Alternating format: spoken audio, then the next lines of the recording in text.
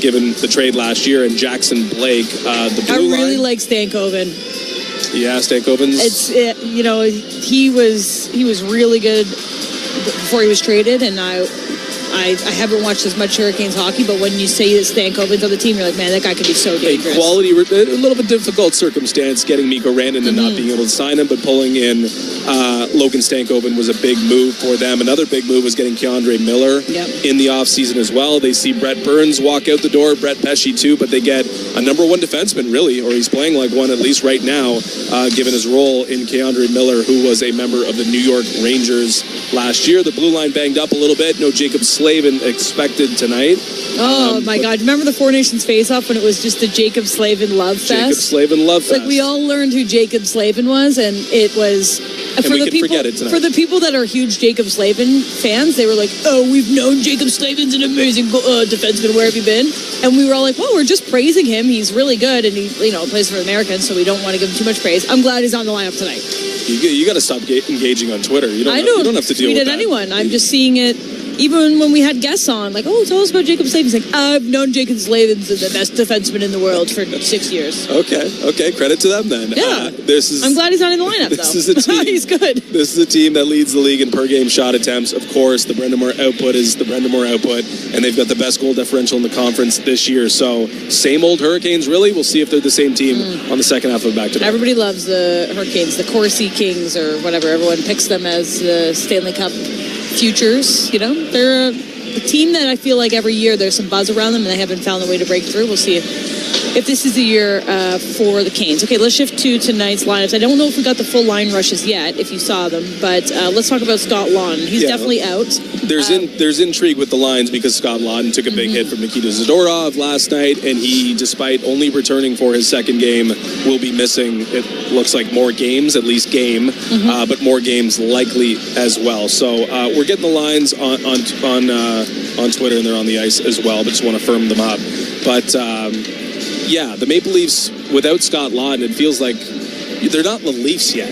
Like, this is an important guy. This is a guy they paid a really good price, or a big price, in order to get. And without Scott Laughton, it just feels like they're still searching for their optimization, their actual winning formula, and waiting on him again now after he goes out with injury is just unfortunate. So the lines... Nyes, Matthews, Nylander. This is during warm-up, so it could change. But Nyes, Matthews, Nylander, Robertson, Tavares, McMahon, Joshua Waugh, Michelli, and then Sammy Blais, Domi, Yarncroke. And then in brackets, Lorentz did take one rush in Yarncroke's place. This is from David Alter. We were on the air too, but we couldn't really see it too much. So it's going to be between Lorentz and Yarncroke, most likely. To how you read that? Yeah, I guess so. It looks like Sammy Blais coming in, but you never know. Like, I don't even think we can say it with certainty until we get the sheet put in front of us. Well, that's what they did about 5 minutes ago. How about that? I mean, Greg Berube was playing games earlier saying that, we're gonna make some decisions after warm-up, so I guess we can go with one or the other, but I think we could probably just wait and see. I think the thing that's maybe a little bit more interesting, as lined up, Riley and Carlo, who had some struggles and have had some struggles, but Simone Benoit and Jake McCabe playing together, Oliver Ekman-Larsson and Philippe Myers. I mean, Simone Benoit and Philippe Myers had some shifts. They had some shifts last night, that's for sure. It has not gone particularly well with those two, and the same can be said about Riley and Carlo, but some tinkering certainly on the blue line as well, as they try to look for something that can just be a little bit more secure in their own end. Yeah, I like having those two spread out. Like Benoit and Myers, I feel like there's just an opportunity when those two are on the ice for disaster. Not to say that they're not going to play good NHL minutes, just watching the two of them, I feel like they need a steadying force. McCabe can be a steadying force. OEL can be a steadying force. And right now, after we're coming off a game where we just talked about a lot of defensive miscues, like, you want to feel like you've got a steadying force on each of these pairings. So if that's the way it rolls out tonight, I think it's a smart move. I can't talk enough about how much better defensively they need to look tonight. Let's talk about some of the positives from yesterday. I know the Leafs lost, but there were a few things that I think you can feel good about as a positive progression moving forward, and maybe we'll see tonight. I think it starts with the power play. Yeah, I mean, I think there's one thing that was certainly a positive take home. It would be the play of the power play last night, and maybe some malleability with the power play.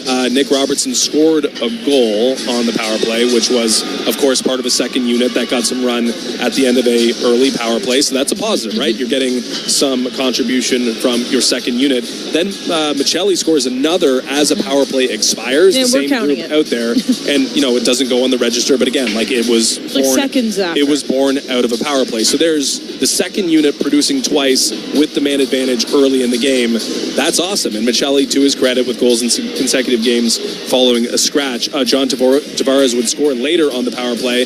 But the thing I liked about that is that the second unit started that power play, and then the first unit came on, and John Tavares scored on the first unit. So we had the second unit essentially with 2 goals, then starting the power play that Tavares eventually scored on. That is just a little closer to like, hey, this is like... It needs to feel like a threat. It's just like you have more than, hey, this failing thing that we keep presenting or that keeps getting thrown over the boards.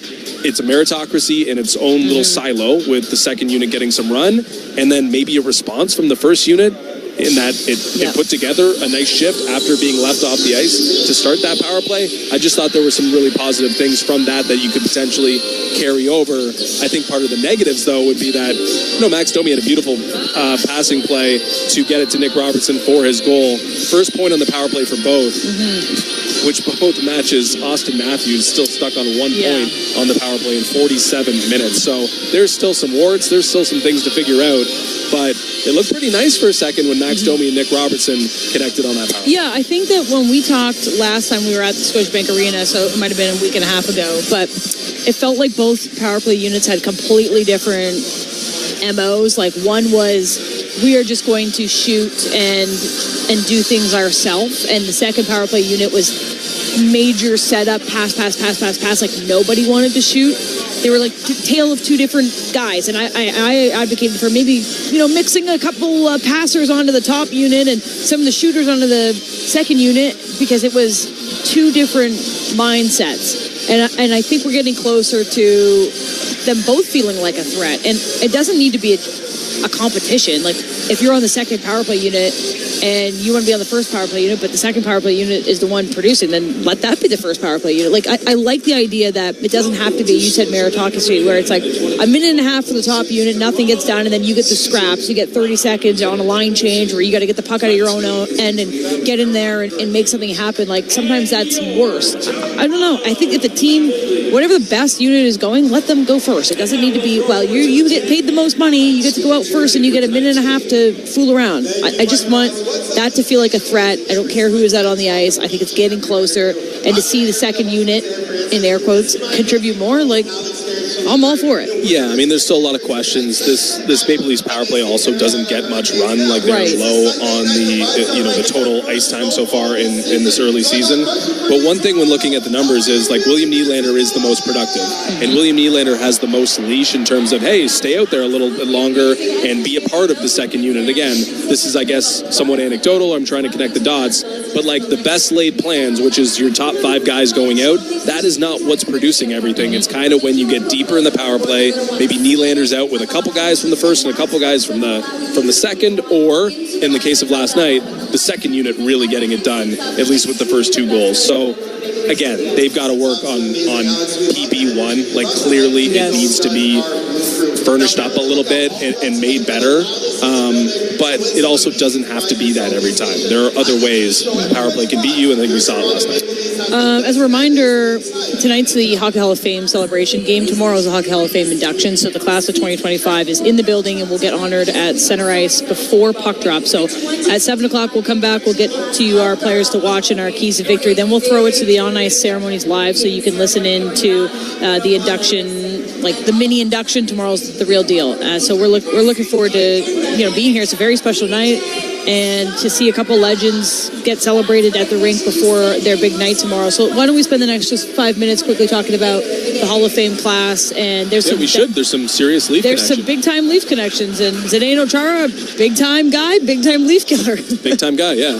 I mean, not the strongest Leaf connection in terms of, well, Joe Thornton played for the Maple Leafs, but Zdeno Chara, one of the defensemen of our generation, like an absolute marvel in terms of his physical abilities. No one who is that big, that tall, has been able to skate and move like Zdeno Chara did, and maybe there's some guys coming out that will be able to match that, but just one of the meanest, most talented guys with the physical attributes that is just not fair.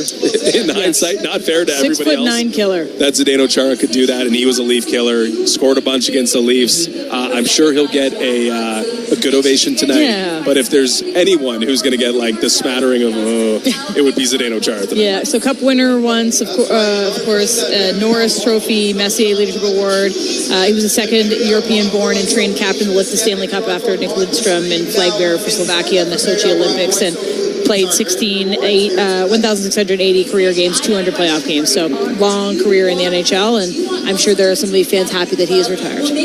Duncan Keith is the yin to Chara's yang in a lot of ways, like a mobile defenseman above anything else, not going to get his nose dirty in terms of like the punishment that Chara could dole out.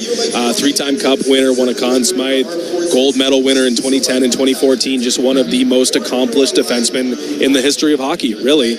And he gets his due alongside Zdeno Chara. It is definitely the class of defensemen this year, at least looking at the NHL guys. For sure. And Joe Thornton, a former Leaf for a little while, we know that story. Art Ross and Hart Trophy winner, gold medal in 2010 at the Olympics. He played a lot of hockey, almost close to 2,000 NHL games, and he'll get a big applause. He is well loved, and we can see him on the pregame festivities. He looks excited, and he's probably going to have his speech beeped out tomorrow night. Yeah, you might have to. Obviously, one of the best friends of the captain of the Toronto Maple Leafs. And he wore his jersey into the game Austin tonight. Matthews walking in with the Thornton jersey this weekend. Those two guys, when not playing hockey, can be seen hanging out over the summer, going to events and doing things. Rollerblading, yes. Rollerblading shirtless is a Joe Thornton favorite activity. Yeah. I'm sure he's doing that a lot nowadays. Top 15 in points all time. Like one of the most productive guys you will see. Longevity certainly helped in that respect, but one of the great distributors in the history of hockey. And another former Leaf going in finally, Alexander McGillney, 3 seasons with the Maple Leafs, 65 goals, 166 points, and I guess the short stay sort of made it so, but underrated in terms of how productive he was when he was with Toronto. Yep, obviously quite the story of defecting from the Soviet Union to play in the NHL, the first player to do that, and he won gold as an 18-year-old at the Olympics, and I'm not sure if he's going to be in attendance. No, not expected to be in attendance for the Hall of Fame Festival. Well, let me get to the gals, because I'm excited about Jennifer Botterill specifically. She's our colleague at Sportsnet. I have a photo from when I was younger that was on my wall of the Olympic team, I believe at Salt Lake City, and she was a member of that team, and she was one of my favorite hockey players growing up, and now I get to call her a colleague, so it's really special to see her tonight. Canadian legend, 3 gold medals at the Olympics, 1 silver, 5-time world champion, 3rd all-time on Team Canada for games played. Like, she's a lifer, 5th all-time in points. Really excited to get to see her get her due tonight. And then Brianna Decker on the other side at American. I did not like Brianna Decker, but I respect her, okay? 1 gold medal at the Olympics, 2 silvers, 6-time world champion. I played against her before, and she was a hard opponent. That's all I got to say. Played in all iterations of the pro leagues in the PWHL, CWHL, NWHL, PWHPA. She was a Patty Kazmaier winner at college, an NCAA champion. She's won it all, and she's a mighty competitor, and that's why I'm gritting my teeth, because I remember playing against her. She was a tough opponent. 2 legends of the women's game, 2 legends of the game, period. And Jennifer Botterill, we're definitely waiting for Jennifer Botterill for some time. It felt like, I think the last 3 years I kept saying, it's Botterill's year. Yeah, certainly you were leading the charge on that, but just like working inside the building, it's like, okay, Jennifer's here, right? Makes sense. I'm excited for her. And finally we have gotten I saw her got celebrated a little bit last night on Hockey Night Canada. Her family came in. Family coming out. Yeah. Very cool. It's going to be really amazing tomorrow night, of course, with the ceremonies and a great class going in, a couple builders as well, but for time we can't get to everyone, but it's a big class, very different class. I feel like a lot of, it's just a unique squad, I'm excited to hear the speeches, and it's a lot of people going in. It's going to be a great celebration. That's tomorrow night at the Hockey Hall of Fame here in Toronto. So tonight they'll get their opportunity to be celebrated here at Scotiabank Arena. Looks like the crowd is filling in nicely, so they'll get a chance to get their first applause of many. We don't have much time, but we didn't touch on Bobby McMahon jumping in against Nikita Zadorov like that. I'm sure you appreciated Bobby McMahon for his efforts. I love Bobby McMahon. Yeah, I think Nikita Zadorov is a scary fella, and for you to step in and say, like, I'm going to give this a go, a lot of respect for Bobby McMahon. He's not allowed to be Big Z because Big Z is Zdeno Chara, but he is a Big Z. Like, he's objectively big, and his last name starts with Z. So he's an intimidating fella. Bobby McMahon did a little bit more than hang in. I give him credit for doing that, even though Zadorov kind of wanted to fight more than he did. Well, let's see what he has tonight. Maybe it sparks something in Bobby McMahon. We'll take a quick break. On the other side, we'll get you set for the Hall of Fame ceremony and for Puck Drop. You listen to Molson Leafs Hockey on Sportsnet 590 The Fan and the Maple Leafs Radio Network.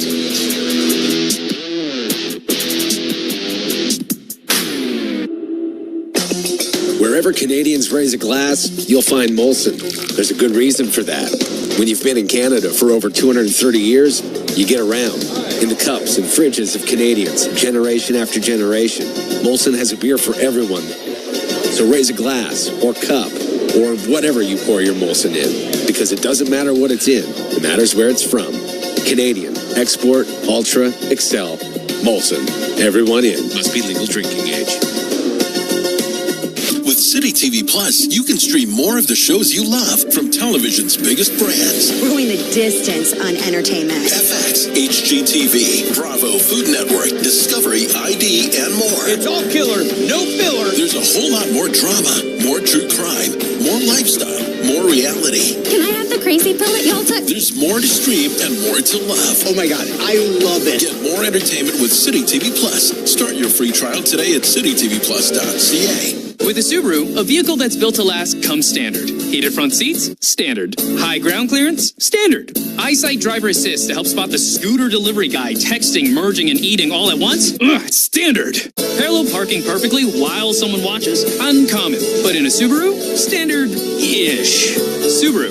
Uncommon comes standard. Hurry into your local Subaru dealership today for lease rates from 1.99% for 24 months on select models. And get great value that, you guessed it, comes standard. Conditions apply. See dealer for details.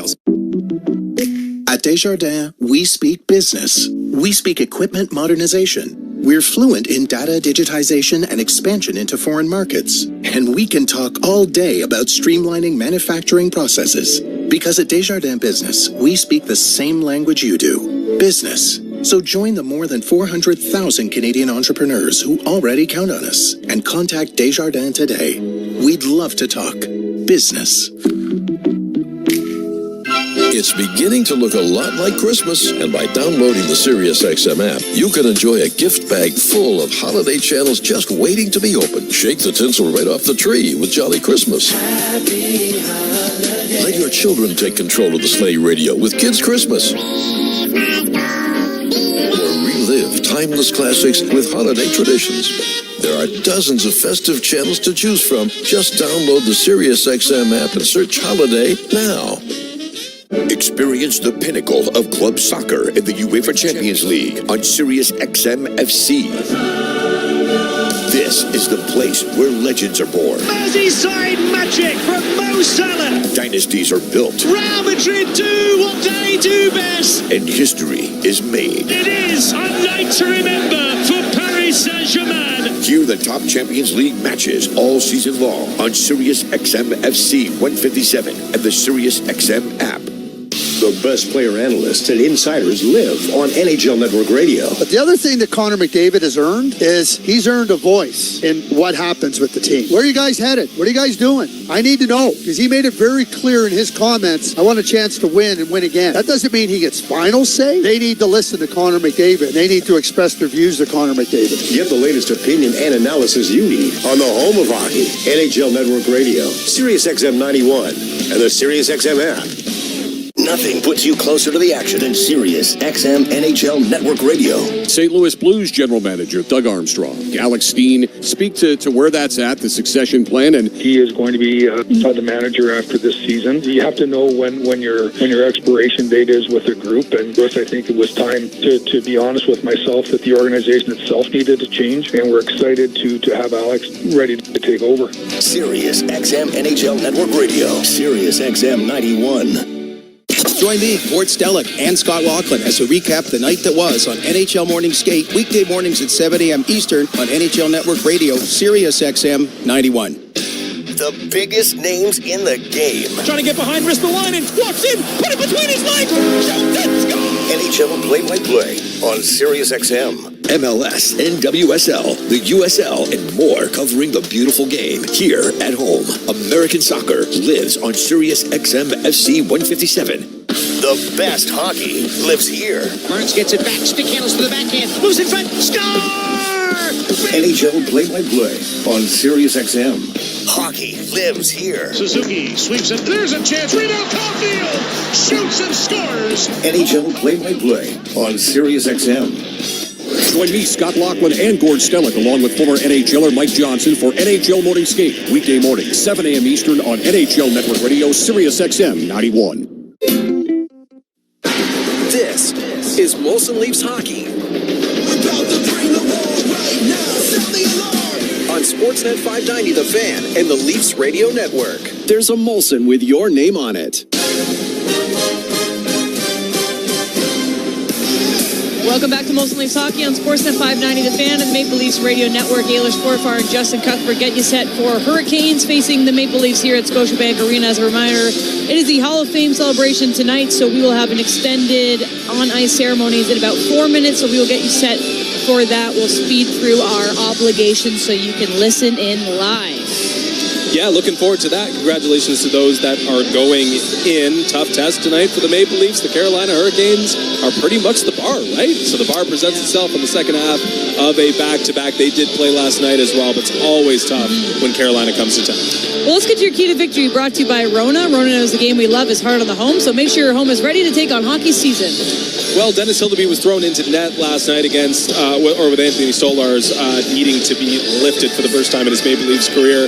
So Hildeby doesn't get ideal circumstances for his first start of the season, but he needs to thrive regardless. The Carolina Hurricanes present puck pressure, so Hildeby needs to stand up to it.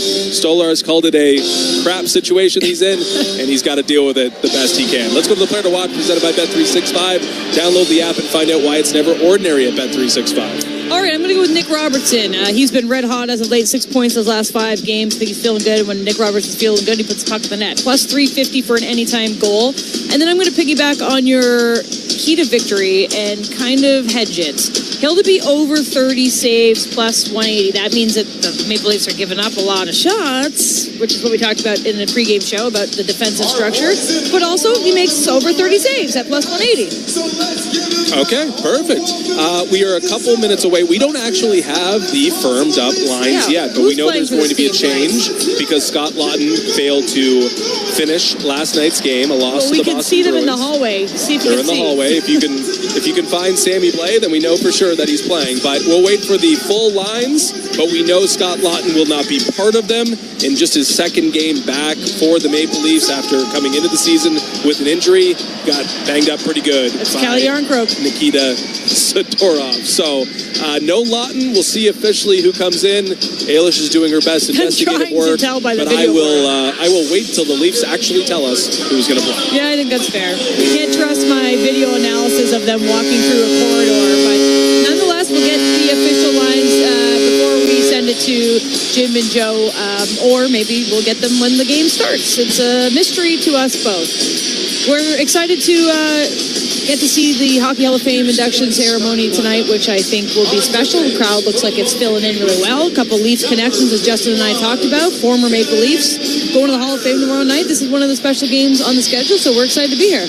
Yeah, and Joe Thornton getting inducted in the Hall of Fame this weekend. We know of the ties between Joe Thornton and the Toronto Maple Leafs, but pretty cool that Austin Matthews, captain of the Maple Leafs, has broached such a pretty cool friendship with the future Hall of Famer. I guess he's a current. No, he's got to say, he's got to get the plaque and all that and say his speech before we can actually put him in there. As close as you can get is tonight. Very, very cool that Thornton gets to be here tonight because we know this stop meant a lot to him, and certainly his relationship with Matthews means a lot to both of those two guys. All right, we can see them rolling out the blue carpet.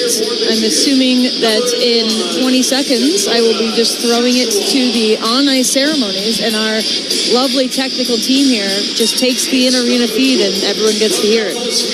Sound about right? As they continue to unfurl, we can let you know they're that furling. Brandon Bussey will start for the Carolina Hurricanes tonight. Bussey. Brandon Bussey is making his 5th appearance for Carolina. Peter Kochetkov is on his way back from injury, so maybe last chance for Brandon Bussey to make a big impact on the Hurricanes. We'll see if he can do that against the Leafs tonight.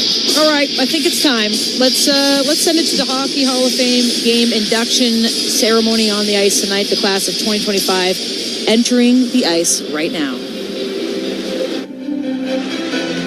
The Toronto Maple Leafs are proud to host the annual Hockey Hall of Fame game. Tonight, here at Scotiabank Arena, we will welcome honored members and, for the first time, present the 2025 Hall of Fame induction class. And now, we welcome honored members of the Hockey Hall of Fame.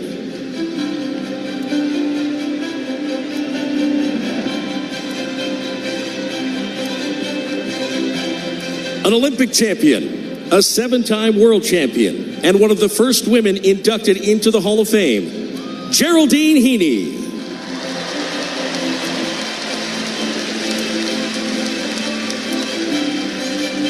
A 9-time Stanley Cup champion, Conn Smythe Trophy winner, and named one of the NHL's 100 greatest players of all time, Serge Savard.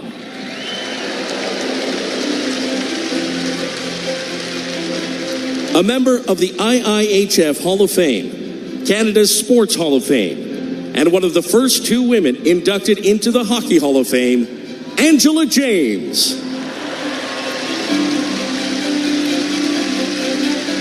A 6-time NHL All-Star and named one of the NHL's 100 greatest players of all time, Peter Stastny.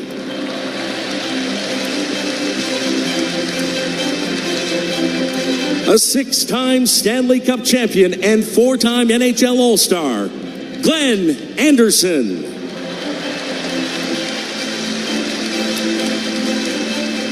A 700-goal scorer, 7-time NHL All-Star, and chairman of the Hockey Hall of Fame, Mike Gartner.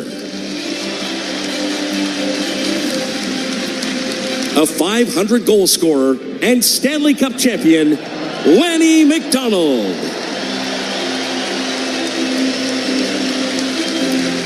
An Olympic and world champion and the Toronto Maple Leafs franchise leader in goals, Mats Sundin.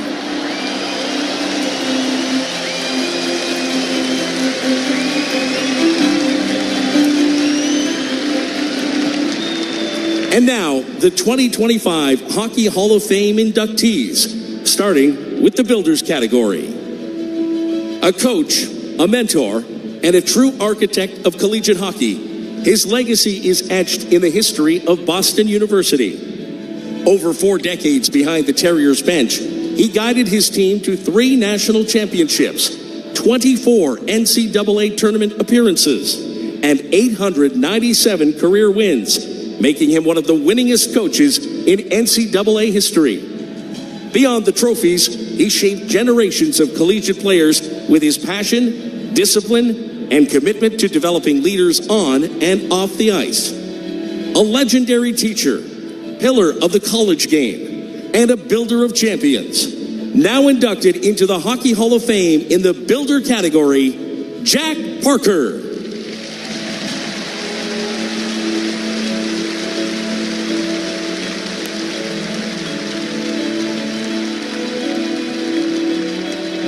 A former police officer turned hockey coach, she brought discipline, heart, and drive to the bench, guiding Team Canada to Olympic gold in 2002, inspiring a new era of excellence. Her impact extended far beyond the ice. As a mentor, executive, and advocate for women in sport, she helped build pathways for future generations of players and coaches, including in her current role as general manager of the PWHL's Montreal Victoire. Now, she's the first woman inducted into the Hockey Hall of Fame in the Builder category, Danielle Sauvageau.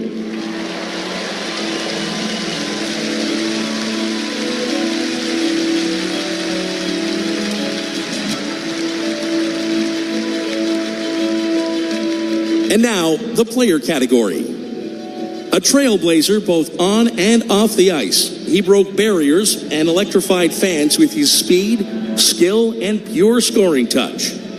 Defecting from the Soviet Union in 1989 to join the Buffalo Sabres, he became the first Russian player to captain an NHL team, paving the way for generations to follow.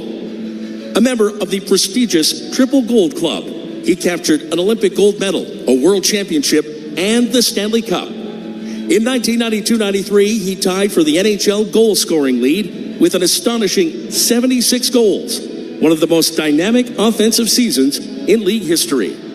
Unable to attend this evening, inducted into the Hockey Hall of Fame in the players category, Alexander Mogilny.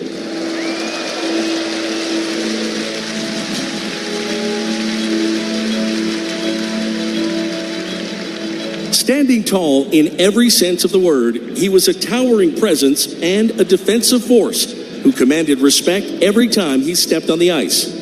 Drafted by the New York Islanders in 1996, his career rose to new heights in Boston, where he captained the Bruins for 14 seasons, winning the Norris Trophy as the league's top defenseman in 2009, and ultimately leading them to a Stanley Cup championship in 2011.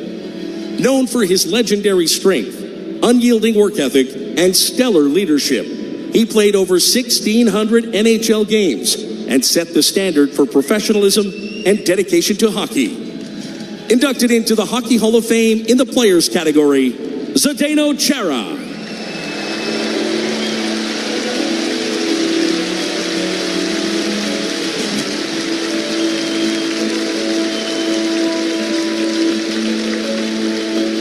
A fierce competitor and elite playmaker, she defined American women's hockey with her relentless drive and unrivaled hockey IQ. A three-time Olympian and six-time world champion, she helped lead Team USA to Olympic gold in 2018 and silver in 2014 and 2022, leaving everything on the ice every time she donned the iconic stars and stripes. Known for her vision and playmaking ability, she was a trailblazer in the women's game, a Clarkson Cup champion, a CWHL MVP, and one of the founding members of the Professional Women's Hockey Players Association. Now inducted into the Hockey Hall of Fame in the players category, Brianna Decker.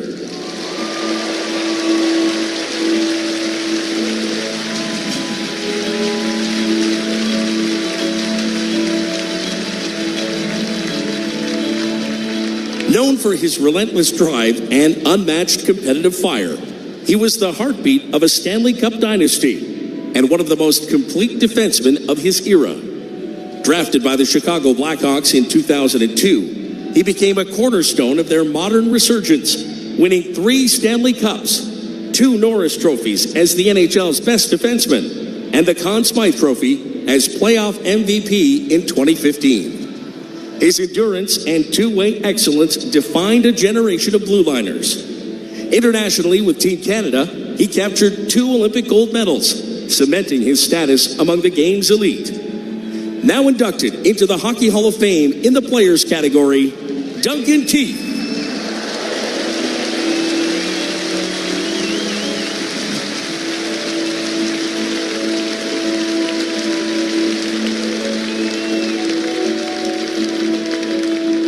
A model of excellence, dedication, and grace, she was one of the most decorated and respected players in women's hockey history. A 3-time Olympic gold medalist and 5-time world champion, she consistently rose to the occasion on the biggest stages, delivering clutch performances for Team Canada. Known for her relentless work ethic, intelligence, and leadership, she inspired teammates and fans alike, setting a standard of professionalism that extended far beyond the rink. Now inducted into the Hockey Hall of Fame in the players category, Jennifer Botterill.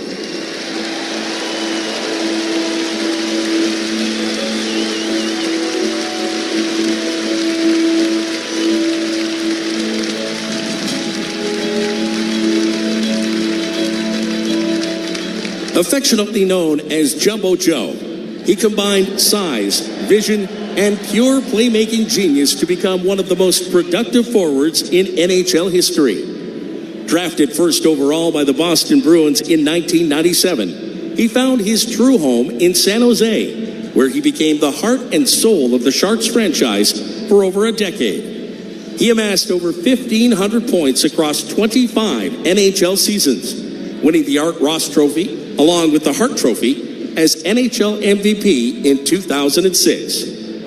His unselfish approach to the game, along with strong leadership qualities, endeared him to teammates and hockey fans worldwide. Now inducted into the Hockey Hall of Fame into the Players category, Joe Thornton.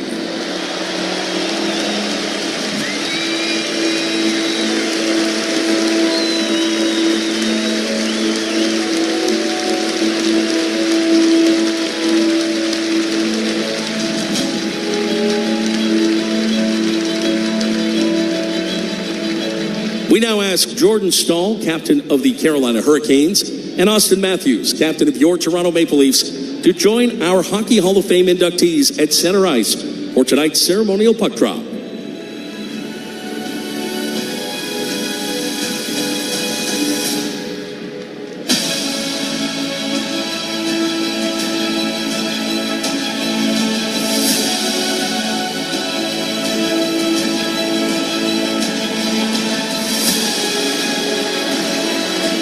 Thank you. Fans, once again, the newest members of the Hockey Hall of Fame. All right, welcome back to Molson Leafs Hockey here on Sportsnet 590 The Fan. Ailish and Justin, as we are watching the end of the Hockey Hall of Fame induction ceremony there. It was lovely. It was touching. Big hug, Austin Matthews. It was very sweet. Very cool. A lot of, you know what, you're not supposed to cheer in the press box, but I was cheering, so sue me. Were you tearing up a little bit too? It's just like really cool to see. You know, not a lot of women are in the Hockey Hall of Fame, and it's really amazing to see that. We're going to send it over to Puck Drop with Joe Bowen and Jim Ralph next. You're listening to Molson Leafs Hockey on Sportsnet 590 The Fan and the Maple Leafs Radio Network. The best player analysts and insiders live on NHL Network Radio. But the other thing that Connor McDavid has earned is he's earned a voice in what happens with the team. Where are you guys headed? What are you guys doing? I need to know, because he made it very clear in his comments, I want a chance to win and win again. That doesn't mean he gets final say. They need to listen to Connor McDavid. They need to express their views to Connor McDavid. Get the latest opinion and analysis you need on the home of hockey, NHL Network Radio, Sirius XM 91, and the Sirius XM app. Under review. And stop making excuses for bad goaltending. And is it bad? Is it horrendous? If you don't win because you don't make a save or two, yeah. The nature of it is the goaltender is responsible for 90% of the action. He's got to stop the puck. Why do we keep making apologies for goaltending? Stop it. Under review with Nick Kern, 11 a.m. Eastern on NHL Network Radio, Sirius XM 91, and the Sirius XM app.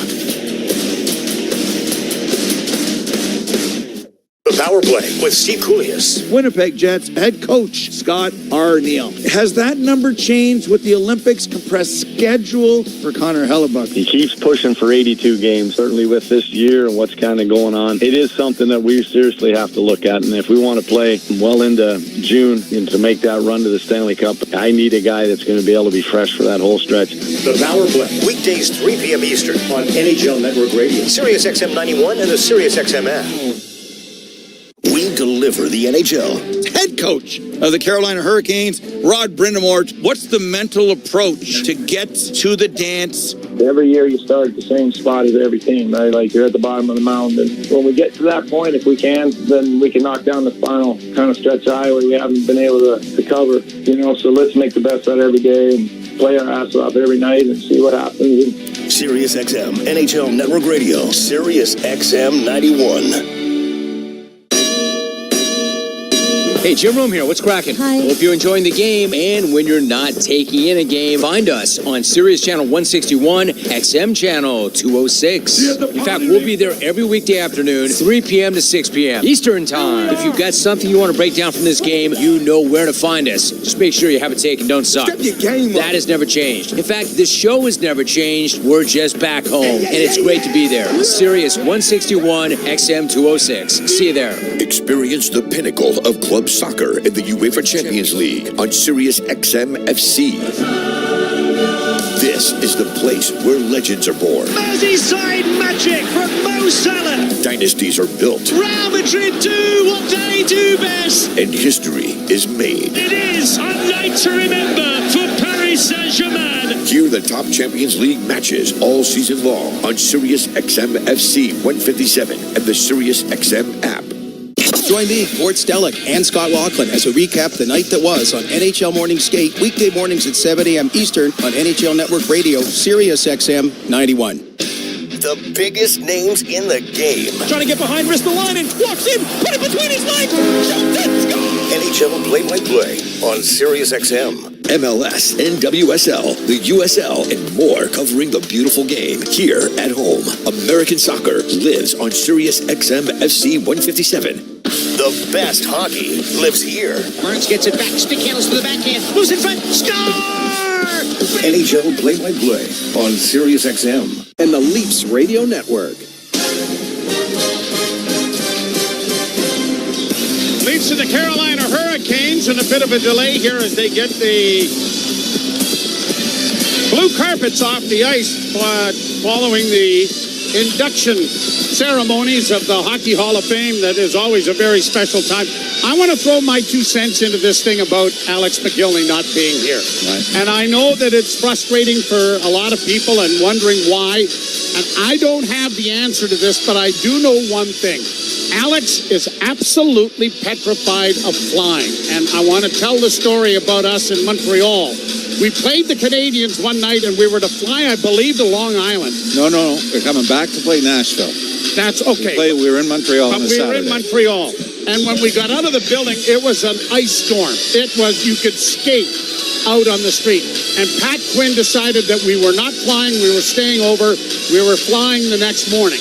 We got out to the little airport, not the big one, but just a private airport. And Alex would not get off the bus. He was scared to death that all of the ice and everything else, it was unsafe. And I think it was Murray. We used to call it Murray Garrison. Yeah, if you want to hurry, go with Murray. And Murray went on the bus and talked Alex into coming because he said, Alex, this is my last trip. I'm retiring. And if you don't think it's safe enough for me to do my last trip, you're wrong. We're going to be fine. And Alex got on the plane and went. Now, I don't know if it has anything to do with it or not, but I would not be surprised that in the back of Alex's mind, he doesn't want to get on an airplane. And he was deathly afraid of flying. Yeah. I mean, that's why I rode buses for 12 years. You know what? I try to be serious about something that I think is impactful, and you take it down to another level. And I mean down to another level. You and your buses. Well, we're ready to go. Speaking of buses, the Leafs better get their engines running because they were very flat last night.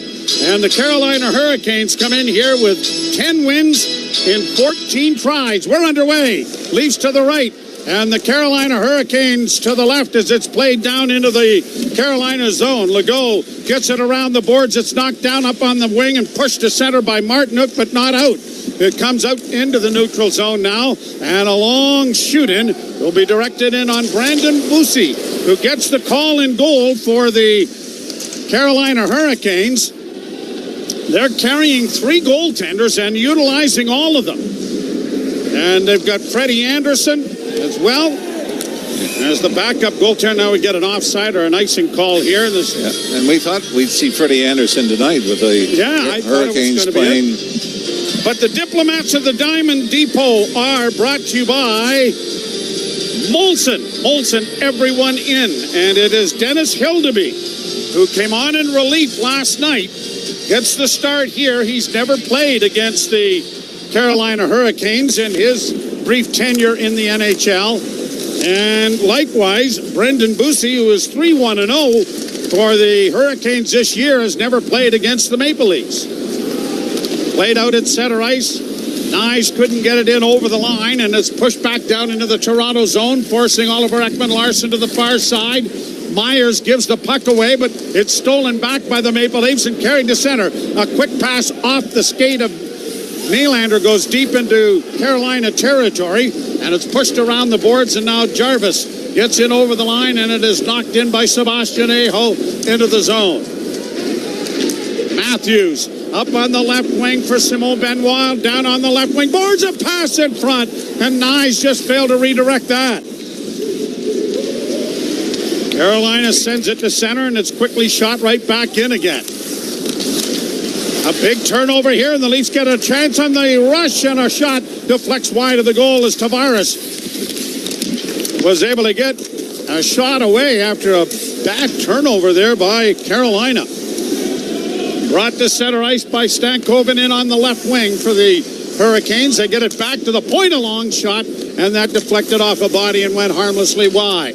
Kept alive now by Carolina. Back to the point and into the far corner. Comes back to the blue line. Shot taken by Nikishkin, and that was blocked. Down the right wing boards comes Nikolai Ehlers. Former Winnipeg Jet gets it back at the net. Leafs don't get it out as it's kept in by Nikishkin, and now into the corner. Back for Nikishkin at the blue line. On his backhand, can't shoot it to the net. Gets it in along the boards. Jackson Blake having difficulties with it. The Leafs are able to turn it over, and it is Tavares getting it to center and in need of a change, so the Leafs take it back into their own end. Pass ahead is blocked at the blue line there by Kotkaniemi, but he couldn't get away. Now Oliver Ekman-Larsson with it. Bank pass ahead off a skate, but unable to control it was Blais, and it's going to be offside anyway. At the blue line, the referees, Francis Charon and TJ Luxmore, Ryan Daisy, and Bevan Mills, the linesman. I mentioned Brandon Busey getting the starting goal for Carolina. He was originally a Boston draft pick, or not draft pick, he signed with Boston in March of 2022. Back in July of this year, the Florida Panthers signed him, and he was claimed off waivers by Carolina, much like they did with Caden Primo to get him back from the Leafs. So they might have about 15 goalies in their system by February. No kidding. Here the pass in front of the net and driving hard to the goal was Kotkaniemi, but he was unable to make a play, and now knocked down on the play and getting up rather slowly is Oliver Ekman-Larsson as he is limping around in front of the net, but the puck is still under control by Carolina. Stolen back by the Leafs. Blais doesn't get it out, though, and you can certainly see that Oliver Ekman-Larsson is limping as he gets to the bench. Yeah, he just twisted something, Joe. There was nobody near him. It wasn't a collision. Was it a puck? Did he get hit, maybe, and that twisted? Played down into the Toronto zone. Good play made there by McCabe as he faked everybody out by just skating by the puck.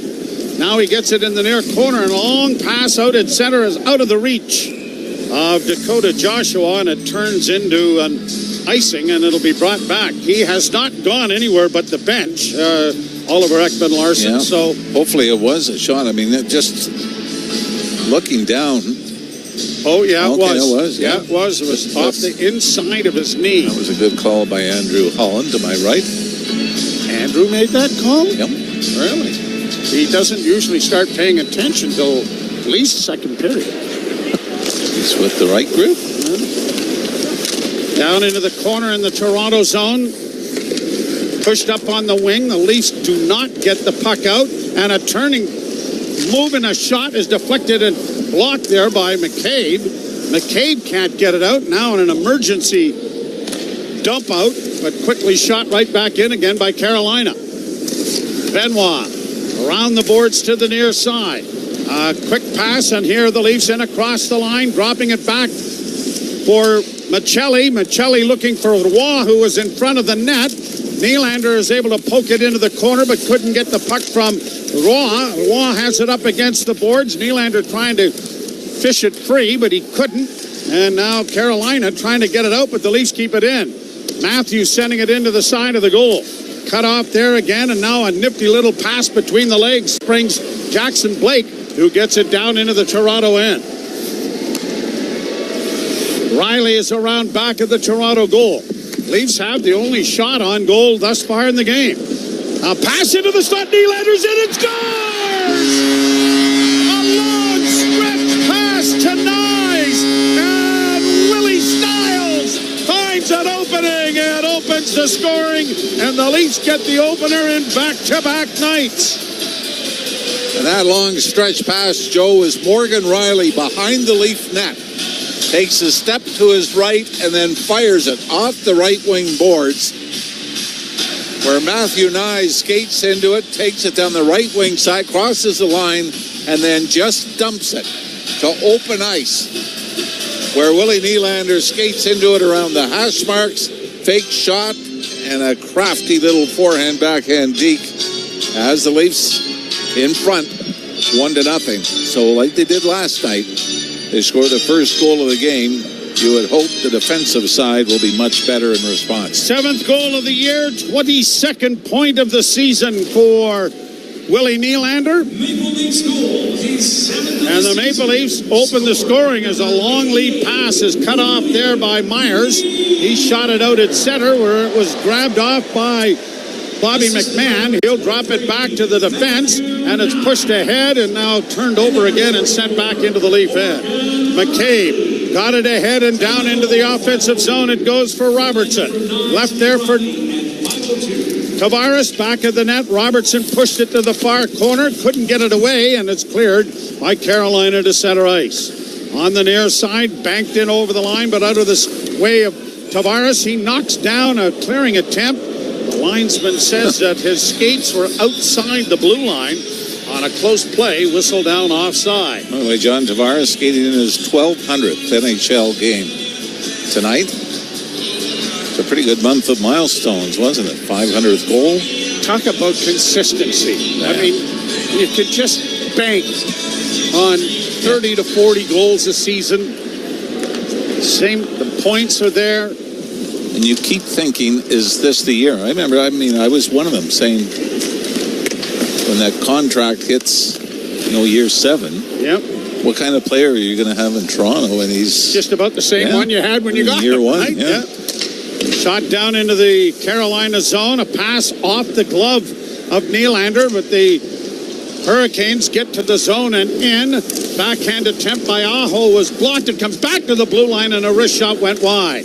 Aho trying to keep it in but can't, and it's come into the neutral zone, and now Carolina not waiting long enough to get teammates out as Sean Walker brought it in offside. 13:36 to play, first period. The Leafs have drawn an early goal to make it 1-0, and you're listening to Molson Leaf Hockey on Sportsnet 590, The Fan and the Maple Leafs Radio Network.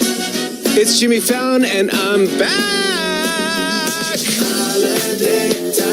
Get ready for the holidays with my exclusive Sirius XM channel full of classic holiday songs handpicked by me. Simply having a wonderful Christmas time. Jimmy Fallon's Holiday Seasoning Radio. It's super fun. Check out Channel 15 on Sirius XM. Get seasoning now through December 26th live. Experience the pinnacle of club soccer in the UEFA Champions League on Sirius XM FC. This is the place where legends are born. Merseyside magic from Mo Salah. Dynasties are built. Real Madrid do what they do best. And history is made. It is a night to remember for Paris Saint-Germain. Hear the top Champions League matches all season long on Sirius XM FC 157 and the Sirius XM app.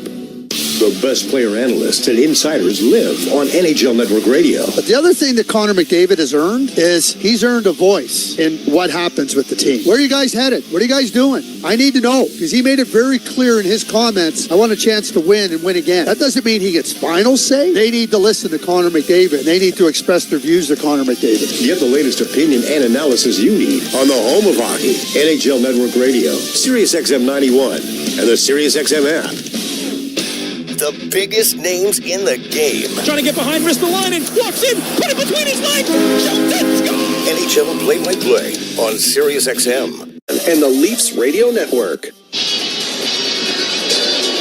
The Leafs with the only 2 shots of the period, and they have a 1-0 lead. Willie Nylander from Nyes and Riley. Well, that's 10 straight games now for Willie Nylander with at least a point. 6 goals and 17 points. We're going to get this rule plus changed, aren't we? We're going to get it changed. Lead pass for Domi was just out of his reach. Legault gets it up on the right wing, and here's Sean Walker in, dropping it off on the wing for Taylor Hall. A shot right on, a big rebound in front of the goal. Down is Hildeby. And the big goaltender's got the left mid on top of it, and he's going to hold on. So this whole play that gets the Leafs in trouble, they get three forwards chasing the puck in front of the Carolina bench. One pass later, and you got the Hurricanes, on the right wing side. And Dennis Hildeby, with the puck bouncing dangerously in the blue paint, is able to sprawl and get a hold of it. Draw one by Carolina. Shot kicked away nicely by the left pad of Hildeby. Down into the corner. It goes centered again. Coming to the net. Hildeby a save and covers it up. Well, at least just able to get a stick on this. That was Kelly Yarncroc on the back check. So a little bit of stick on stick that had the puck kind of bounce harmlessly into Hildeby to get another face-off. Now, very quickly, Carolina out shooting the Leafs 4-2.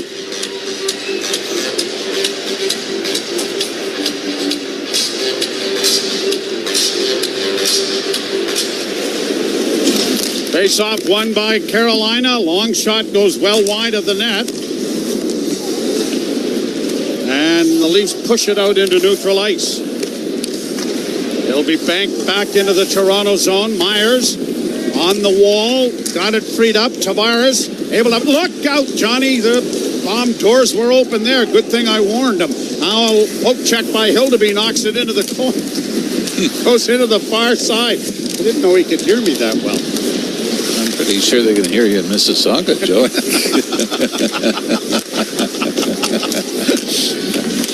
Let's start the roast early. Yeah. Played around back of the net for Taylor Hall. Pinned to the boards by Myers. Leafs don't get it out. McMahon unable to move it up the boards. Now when it does come free, Bobby McMahon has his pocket picked. Brought back in again now by Jackson Blake. Blake against the boards on the near side.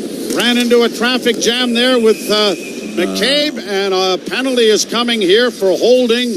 And is it to a Maple Leaf? I believe it is. And it may be Jake McCabe. Yeah, McCabe kind of put his arm up as if to say, not me. I wasn't guilty. Greg Berube not thrilled with this call. Now, as bad as the Maple Leafs have been on the power play, the Carolina Hurricanes have been worse. Yeah, 30th overall in the league, just 5 for 39, and we shouldn't say that before. No, probably not. But better get it in. They were 1 for 2 in Buffalo last night, but just 2 for 10 in their last 5. Meanwhile, the Leafs power play looked like it might be. I mean, you could almost say as the Leafs cleared off the face-off, you could almost say there were 3 power play goals, right? Yeah. Because one was scored 4 seconds after the Boston penalty expired. Leafs have iced the puck, brought out at center by Seth Jarvis. Played in on the left wing. Stopping up over there is Nikolai Ehlers. Back to the point it comes. Near side for Svechnikov. Centering pass. Rolls in on goal. And it trickled into the blue paint. And Hildeby was quick to pounce on it. And there'll be a face-off coming in the Toronto zone. Joseph Woll played for the Marlies yesterday. He's expected to have a couple of games down in the minors. Played 36 minutes. Actually, scoreless first period. They took him out after he gave up the third goal of the second period. But from what I understand, it was planned that he was going to play half the game. Yep. At the point, Miller to the left wing side, a pass back into the slot, they score! A one-timer from Sebastian Aho. And the power play that has been dormant for the Carolina Hurricanes clicks quickly here to tie the game at 1. This was a great pass from the left wing boards. That's after Aho starts it off by winning the draw. Goes D to D, and I mean the pass from almost top of the circle on the left wing side is perfectly to the right wing dot, and Aho just a little half slapper rifles it over the left shoulder of the Leaf netminder, And very quickly, Carolina's tied it at 1. Aho's 6th of the year, first by way of the power play. Not a lot Hildeby could have done on that. No, Nylander gets the puck to his defenseman back of the goal. Brandon Carlo under pressure, got it ahead to Riley to Nylander. Nylander looks up ice with a pass ahead for Matthews. It was pushed back to the Leaf zone. Nylander skating back to it, finds Morgan Riley.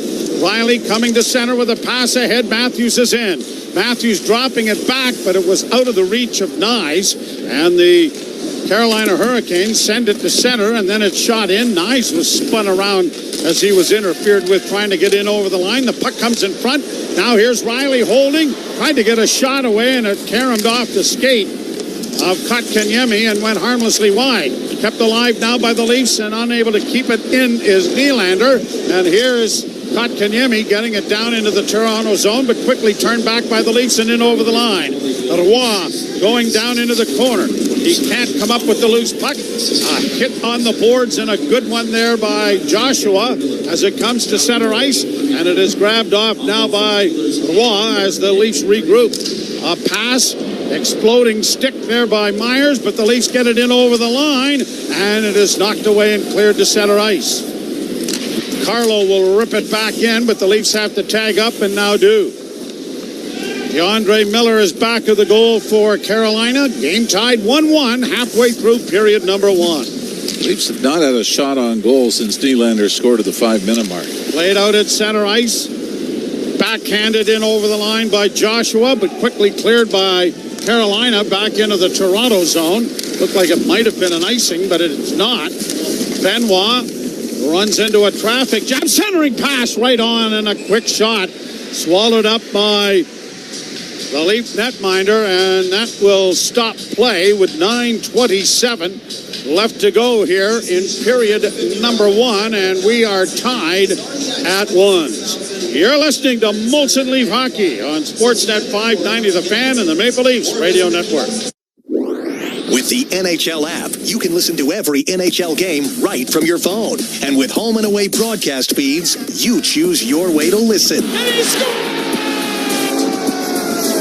Whether you're at work, at the gym, or stuck in traffic, the NHL app puts you right in the action all season long. Every team, every game, everywhere you go. Download the NHL app and never miss a moment. With City TV Plus, you can stream more of the shows you love from television's biggest brands. We're going the distance on entertainment. FX, HGTV, Bravo, Food Network, Discovery, ID, and more. It's all killer, no filler. There's a whole lot more drama, more true crime, more lifestyle, more reality. Can I have the crazy pill that y'all took? There's more to stream and more to love. Oh my God, I love it. Get more entertainment with City TV Plus. Start your free trial today at citytvplus.ca. Bet365 is paying out before the final buzzer. Check out Bet365's early payout for NHL hockey. When you bet on a team to win and they take a 3-goal lead, you get paid, no matter the final score. And with early payout, you could be on your way to a winning parlay. Early payout. Just another reason why it's never ordinary at Bet365. An official betting partner of the NHL. Must be 19 or older, Ontario only. Please play responsibly. If you or someone you know has concerns about gambling, visit connexontario.ca. T&Cs apply. You're listening to Toronto Maple Leafs hockey. Domi in front for Tavares. He scores! On Sportsnet 590 The Fan and the Leafs Radio Network.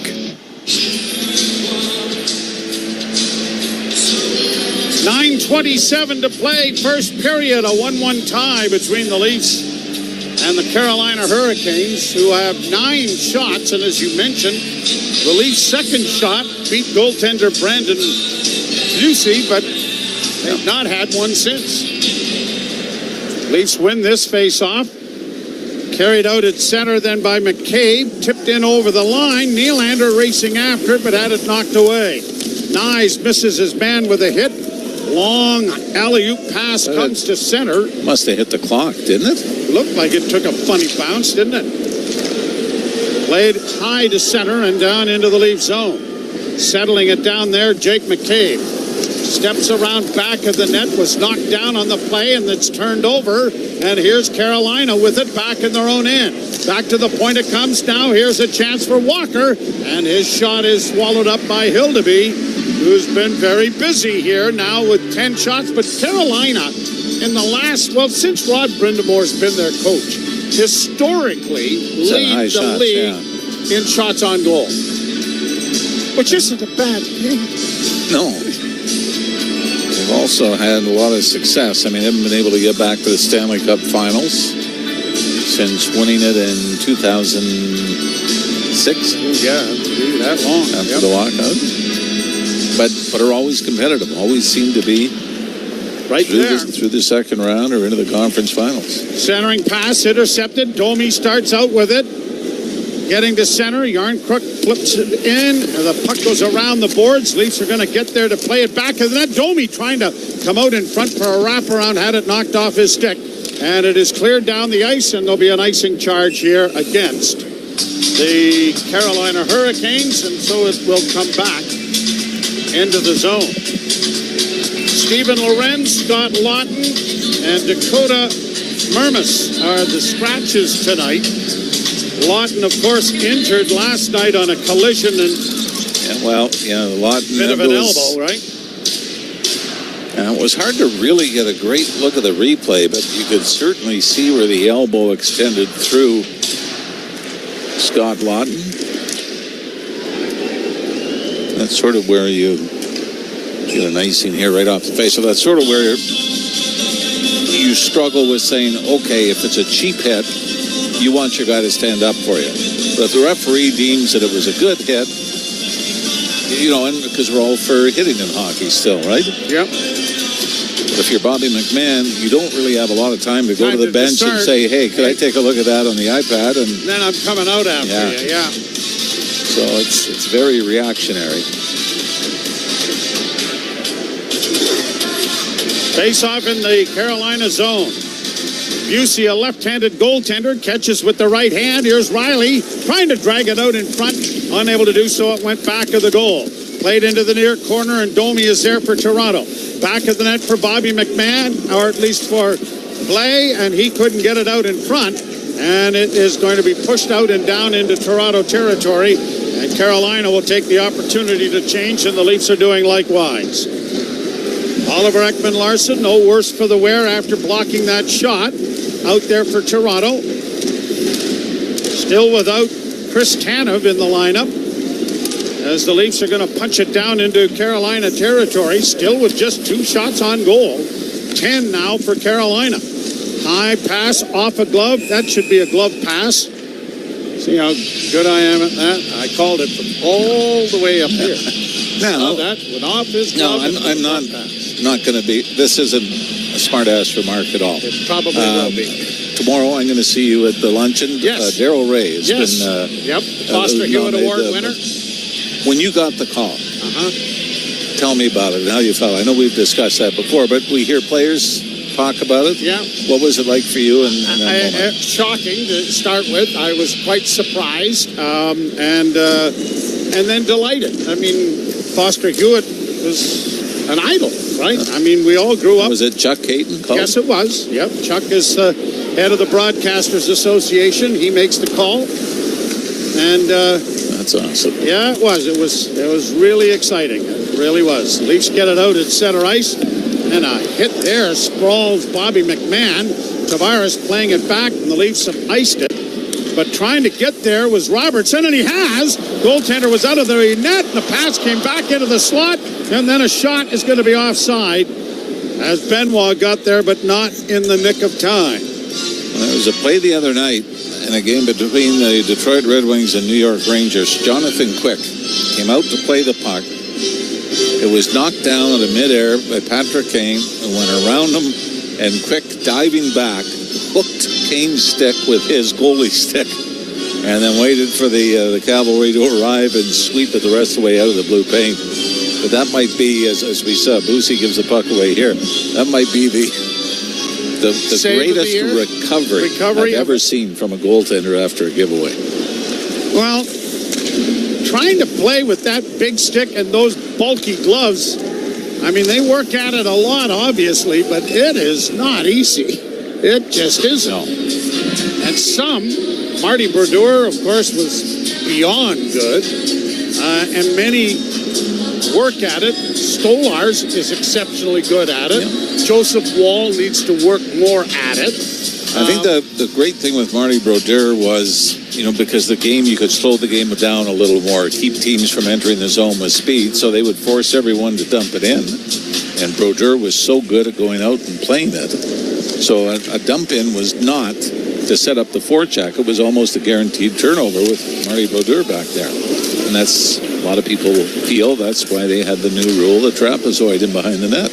Walker comes to center and shoots it high into the Toronto zone. Carlo playing it to his defense partner Riley, got it around the boards. The Leafs unable to get it out the first time and do the second. 6:17 left to play in the first period, and the game is tied 1-1. Played back down into the Toronto end. Riley slides back to recover the puck.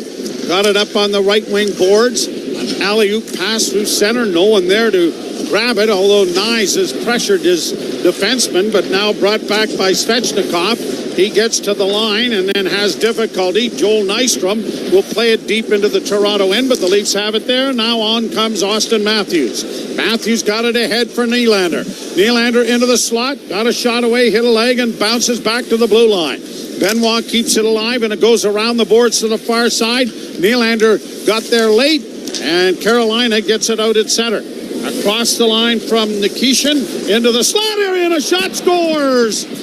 And the Carolina Hurricanes have taken a 2-1 lead. And it is Svechnikov. No, it's Jarvis who's going to get the goal. That on a rush down the right side, and Jarvis slipped into the slot area, and he let it go in a hurry. Ends up being a 4-on-3 for Carolina coming over the Leaf blue line. And something I've struggled with, Joe, is how easily the Leafs give up ice. I mean, this puck is shot from the hash marks, and everyone's just backing up. You've got three guys backing up, and just, you kind of say like in football, could you imagine the line of scrimmage, defensive line just giving 5 yards? Backs up 5 yards after the snap, and there's another one where they just concede free ice, don't compete for it, and we saw it with Boston last night as well. Here are the Hurricanes with it again. Blake couldn't get it in front. The Leafs get it out, and it'll be shot by Yarncrook down into the zone. Barging in, Sammy Blais, who gets it back of the net for Domi. At the point it comes, and a drive is whistled wide of the net by Myers. The Leafs are still stuck at just 2 shots on goal and turn the puck over again. Here's Jackson Blake in over the line. Blake trying to go to the net, and a shot! And that goes up into the screen off of Hildeby and out of play. 4:48 to go in the period, and the Carolina Hurricanes, after falling behind 1-0, have scored twice. It's 2-1. You're listening to Molson Leaf Hockey on Sportsnet 590 The Fan and the Maple Leafs Radio Network. If you want to win your fantasy football league, you need to listen to Fantasy Sports Radio. From lineup decisions to daily fantasy to waiver wire advice, injury updates, and so much more. You cannot afford to drop a running back. Our experts will help you dominate. Don't ever bench your stars. I don't care if they're playing a good defense. Play them every single week. Set your lineup with Fantasy Sports Radio. Your home for fantasy football all season long. Channel 87 and on the Sirius XM app. Experience the pinnacle of club soccer in the UEFA Champions League on Sirius XM FC. This is the place where legends are born. Merseyside magic from Mo Salah. Dynasties are built. Real Madrid do what they do best. And history is made. It is a night to remember for Paris Saint-Germain. Hear the top Champions League matches all season long on Sirius XM FC 157 and the Sirius XM app. The best player analysts and insiders live on NHL Network Radio. But the other thing that Connor McDavid has earned is he's earned a voice in what happens with the team. Where are you guys headed? What are you guys doing? I need to know, because he made it very clear in his comments, I want a chance to win and win again. That doesn't mean he gets final say. They need to listen to Connor McDavid. They need to express their views to Connor McDavid. Get the latest opinion and analysis you need on the home of hockey, NHL Network Radio, Sirius XM 91, and the Sirius XM app. the biggest names in the game. Trying to get behind Ristolainen, walks in, put it between his legs, shoots it, scores! NHL play-by-play on SiriusXM Radio Network. First period presented by Bet365. Download the app and find out why it's never ordinary at Bet365. Face off in the Toronto zone. The Hurricanes with a 2-1 lead. I'm not a big fan of the new jerseys. Oh, no. The black numbers on the red armbands are impossible to read at this distance. Unless your eyes are better than mine. Here's Tavares, skating to center, got in over the line, poked the puck free, got a shot away, big rebound in front, another chance in front of the net, they score! Johnny Toronto ties the game!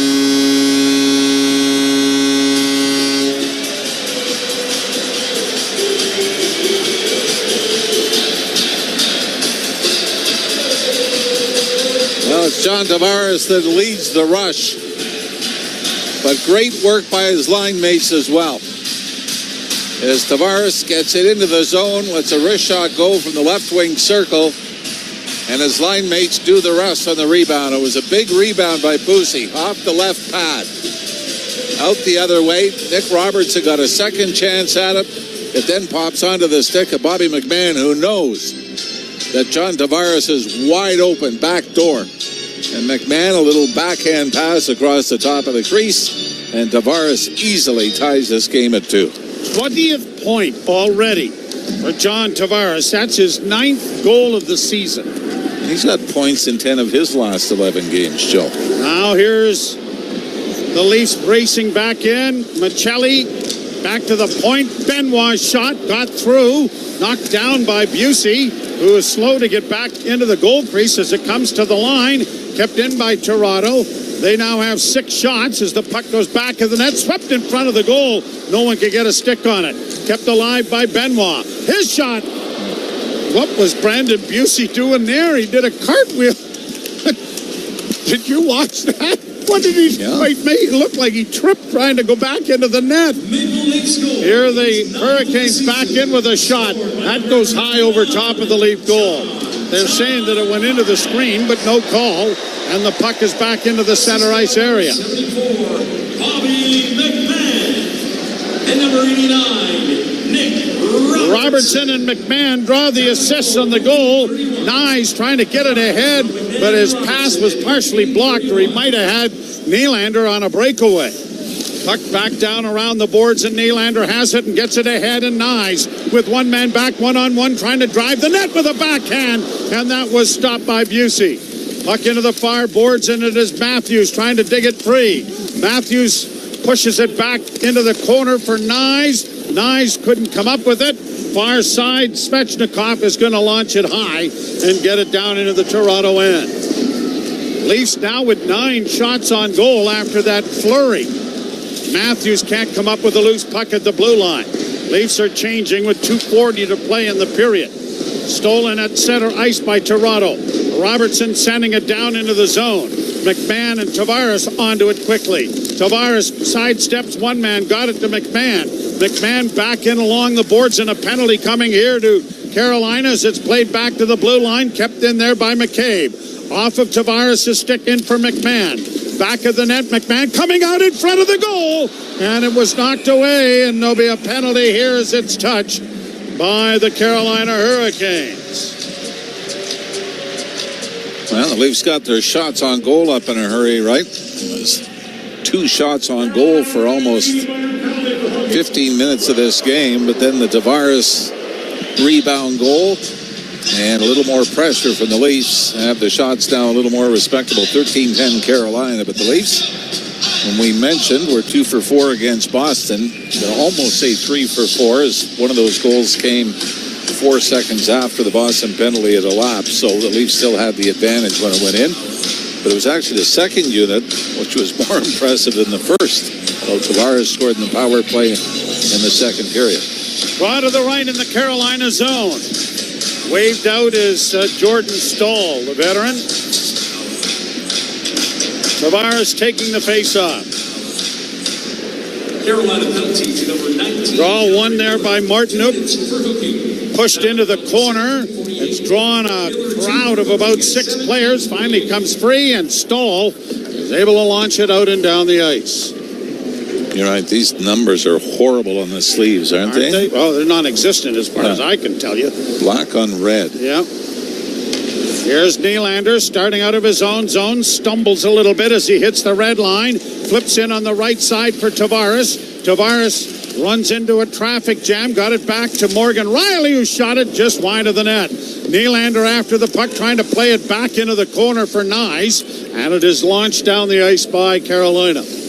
Minute 28 left in the period. 1:14 left in this power play. Nylander lets Riley carry to center. Then the drop pass comes to him. And now across the line, Nylander to the near side for Nyes. Back to Riley. Settles. Got a shot away. A puck comes in front of the net, but not blocked. And now the Leafs have it back at the blue line. Nylander off a skate to Matthews. Matthews in front for Tavares. Tavares to Willie. Score!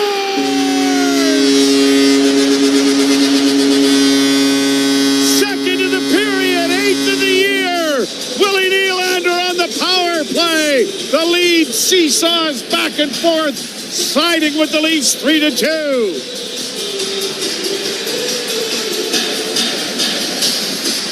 Just the second power play goal of the year for Nylander. We saw a similar goal by Sebastian Aho for Carolina earlier. And this is what you'd like to see more of, isn't it, Joe? You've got the one-timer threat of Nylander on the left wing side and the one-timer threat from Austin Matthews on the right wing side. And it's John Tavares who's going to pick up another assist. And threw it over to Nylander, put it on a tee for him. And the Leafs have regained a 1-goal lead.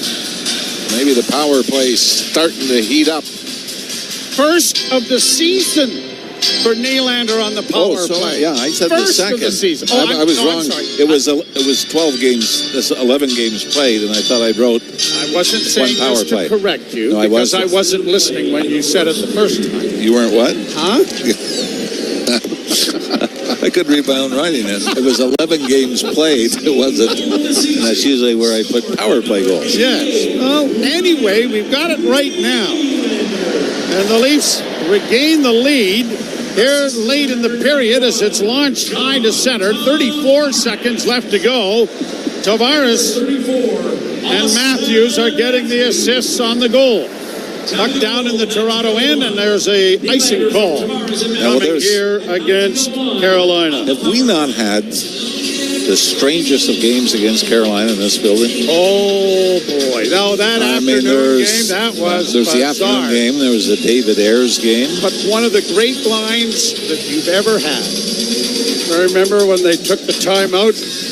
Marner scored like 4 seconds after the timeout, and you said...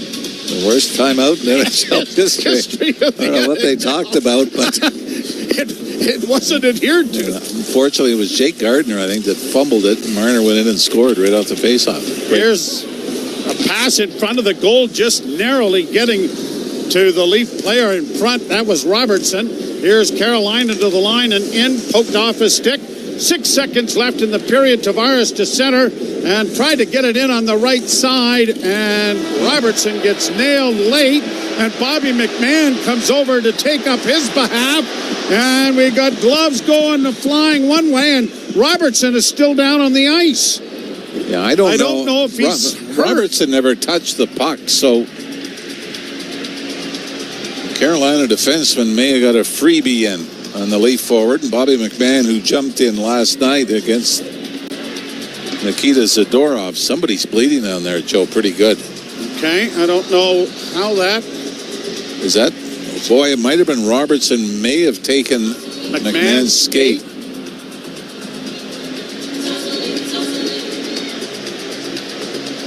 No, Robertson looks okay. And we're thinking, is it a Carolina player, Legault, that might have been cut? Boy, you would certainly... I mean, there should have been a penalty on that. I still think it might have been Nick Robertson.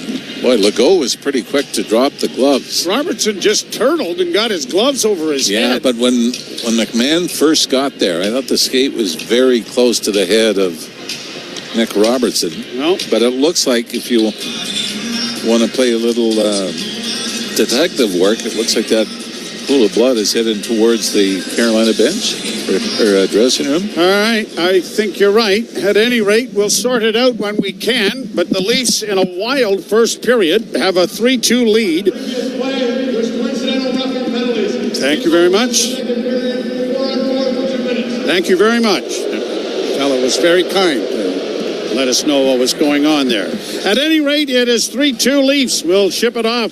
Ailish Forfar and Justin Cuthbert coming your way. You're listening to Molson Leaf Hockey on Sportsnet 590, The Fan and the Maple Leafs Radio Network.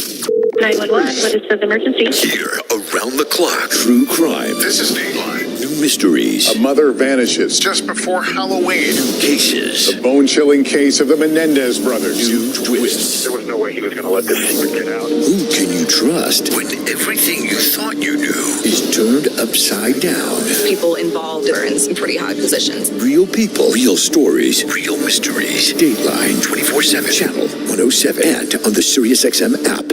Under review. And stop making excuses for bad goaltending. And is it bad? Is it horrendous? If you don't win because you don't make a save or two, yeah. The nature of it is the goaltender is responsible for 90% of the action. He's got to stop the puck. Why do we keep making apologies for goaltending?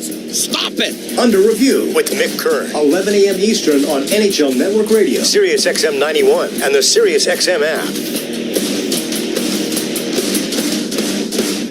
The Power Play with Steve Koulias. Winnipeg Jets head coach Scott Arniel. Has that number changed with the Olympics compressed schedule for Connor Hellebuck? He keeps pushing for 82 games, certainly with this year and what's kind of going on. It is something that we seriously have to look at. And if we want to play well into June and to make that run to the Stanley Cup, I need a guy that's going to be able to be fresh for that whole stretch. The Power Play, weekdays 3 p.m. Eastern on NHL Network Radio, SiriusXM 91, and the SiriusXM app. Experience the pinnacle of club soccer in the UEFA Champions League on SiriusXM FC. This is the place where legends are born. Merseyside magic from Mo Salah. Dynasties are built. Real Madrid do what they do best. And history is made. It is a night to remember for Paris Saint-Germain. Hear the top Champions League matches all season long on SiriusXM FC 157 and the SiriusXM app. The best player analysts and insiders live on NHL Network Radio. But the other thing that Connor McDavid has earned is he's earned a voice in what happens with the team. Where are you guys headed? What are you guys doing? I need to know, because he made it very clear in his comments, I want a chance to win and win again. That doesn't mean he gets final say. They need to listen to Connor McDavid. They need to express their views to Connor McDavid. Get the latest opinion and analysis you need on the home of hockey, NHL Network Radio, SiriusXM 91, and the SiriusXM app.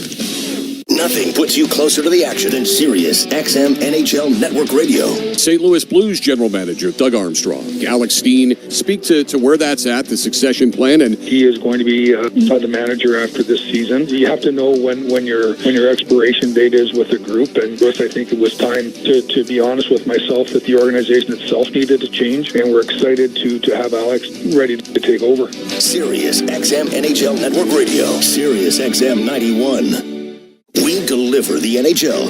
Head coach of the Carolina Hurricanes, Rod Brind'Amour. What's the mental approach to get to the dance? Every year you start at the same spot as every team, right? Like you're at the bottom of the mound. And when we get to that point, if we can, then we can knock down the final kind of stretch of highway we haven't been able to cover. So let's make the best out of every day and play our ass off every night and see what happens. SiriusXM NHL Network Radio, SiriusXM 91.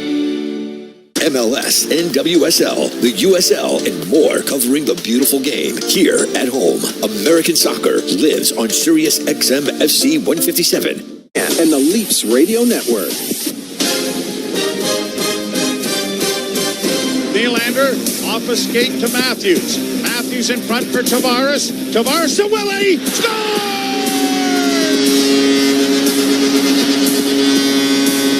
Second of the period, eighth of the year. Willie Nylander on the power play. The lead seesaws back back and forth, siding with the Leafs 3-2.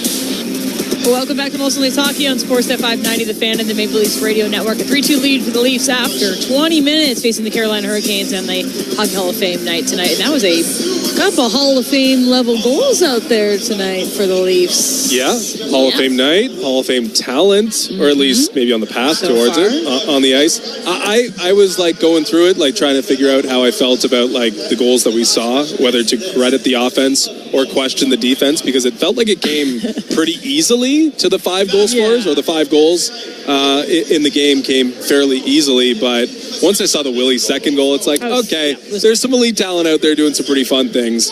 Never mind what we saw defensively, questionably from both sides. So I guess it was Willie's period, scoring a beautiful breakaway goal and putting a bookend on it with a great power play goal, one-timer from the slot, down on one knee. The celebration was full Willie, and the Maple Leafs have 3 goals and lead 3-2 after one. Pretty impressive period. It's great to see them get on the scoreboard first. It's something they've been struggling with. Great goal by Willie, as you mentioned.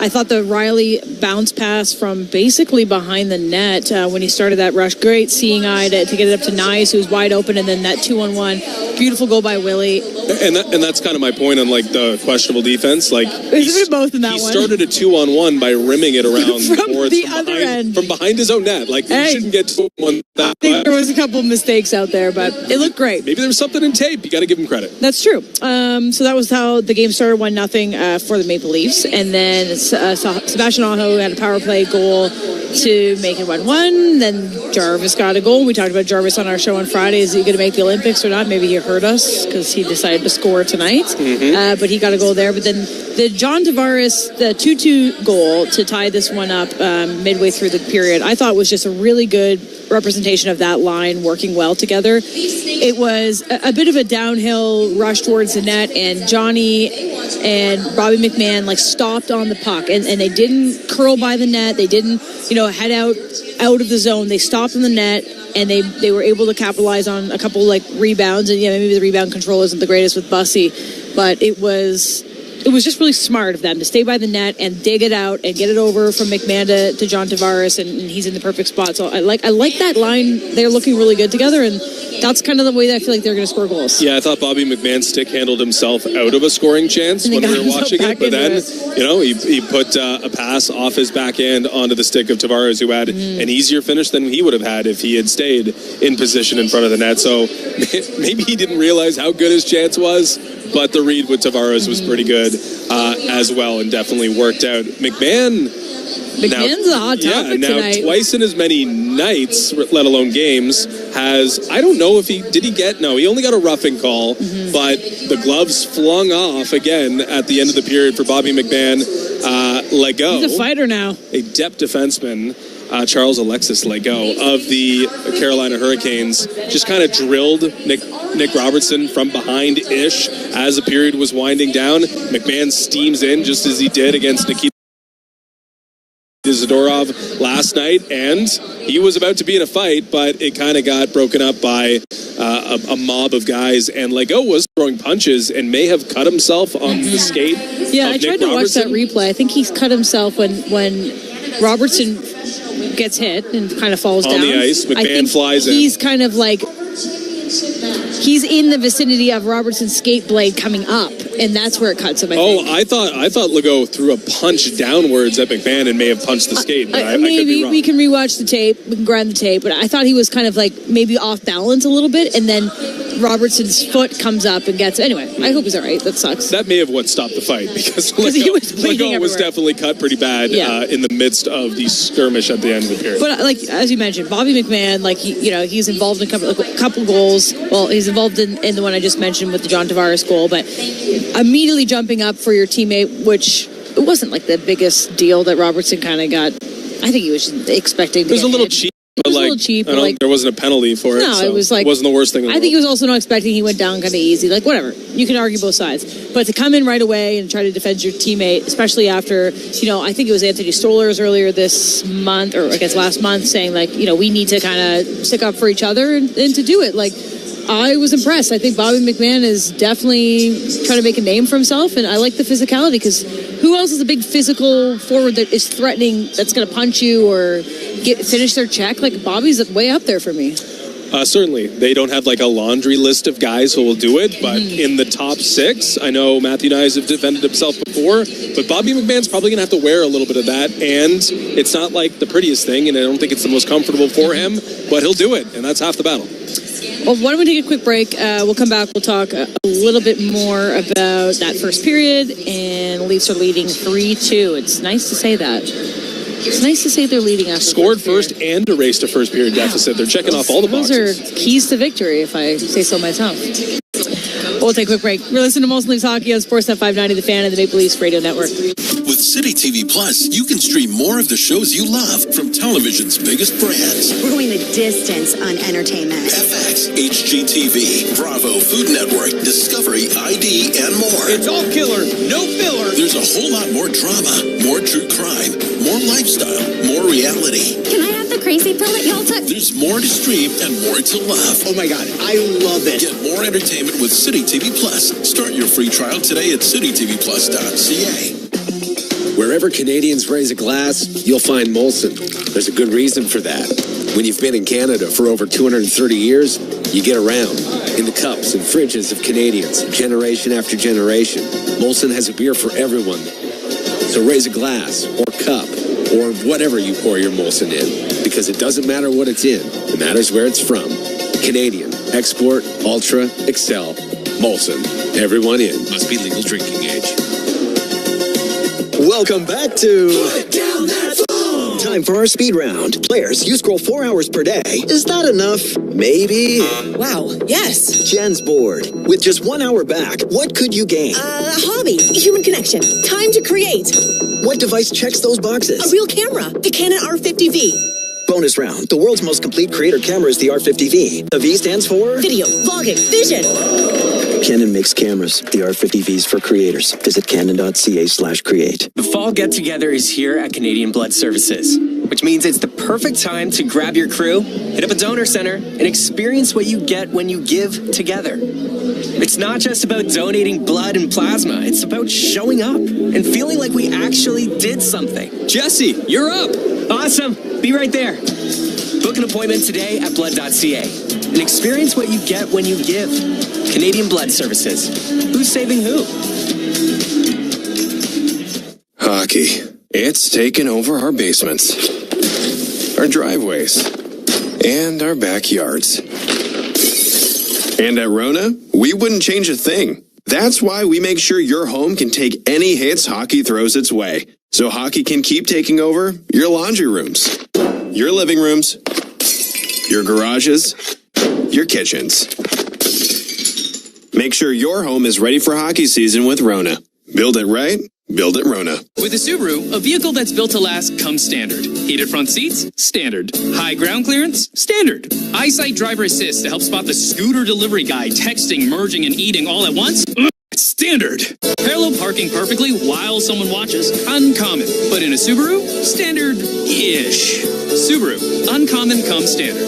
Hurry into your local Subaru dealership today for lease rates from 1.99% for 24 months on select models. And get great value that, you guessed it, comes standard. Conditions apply. See dealer for details. You're listening to Toronto Maple Leafs Hockey. Now it goes to Tavares. He'll shoot it, and he scores! On Sportsnet 590, The Fan, and the Leafs Radio Network. Welcome back to Molson Leafs Hockey on Sportsnet 590, The Fan, and the Maple Leafs Radio Network. A 3-2 lead for the Maple Leafs after 20 minutes facing the Carolina Hurricanes on the Hockey Hall of Fame celebration night. Lots going on in the NHL, so let's take a look at the NHL scoreboard presented by Bet365. Download the app and find out why it's never ordinary at Bet365. Okay, 2 finals already in the books. The Chicago Blackhawks got a 5-1 victory over the Detroit Red Wings. 3 more points for Connor Bedard in that one. The Kings had a 3-2 victory over the Pittsburgh Penguins. Corey Perry with a couple of points there. The Mammoth and Senators are 1-1 5 minutes into the second period. The Stars have a 2-1 lead over the Seattle Kraken. Flames and Wild currently scoreless 5 minutes into the game, and 2 more games to come tonight.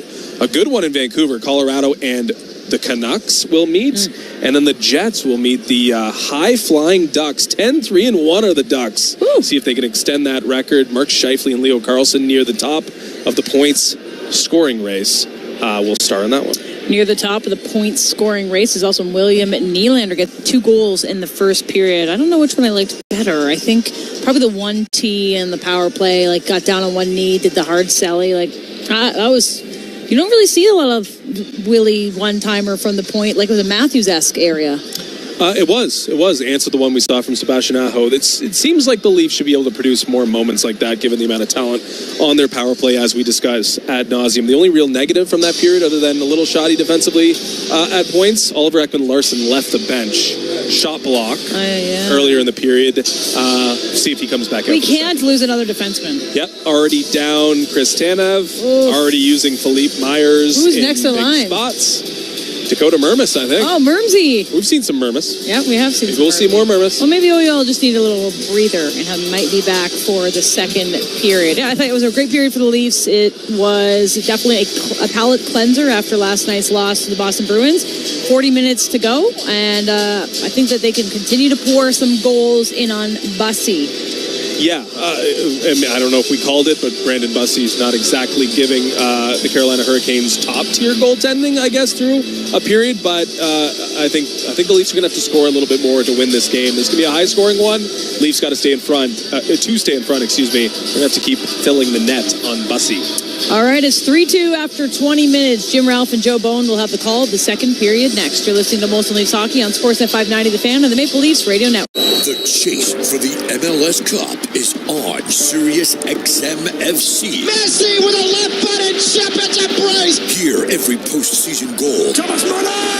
Oh, what a finish! Every breathtaking moment.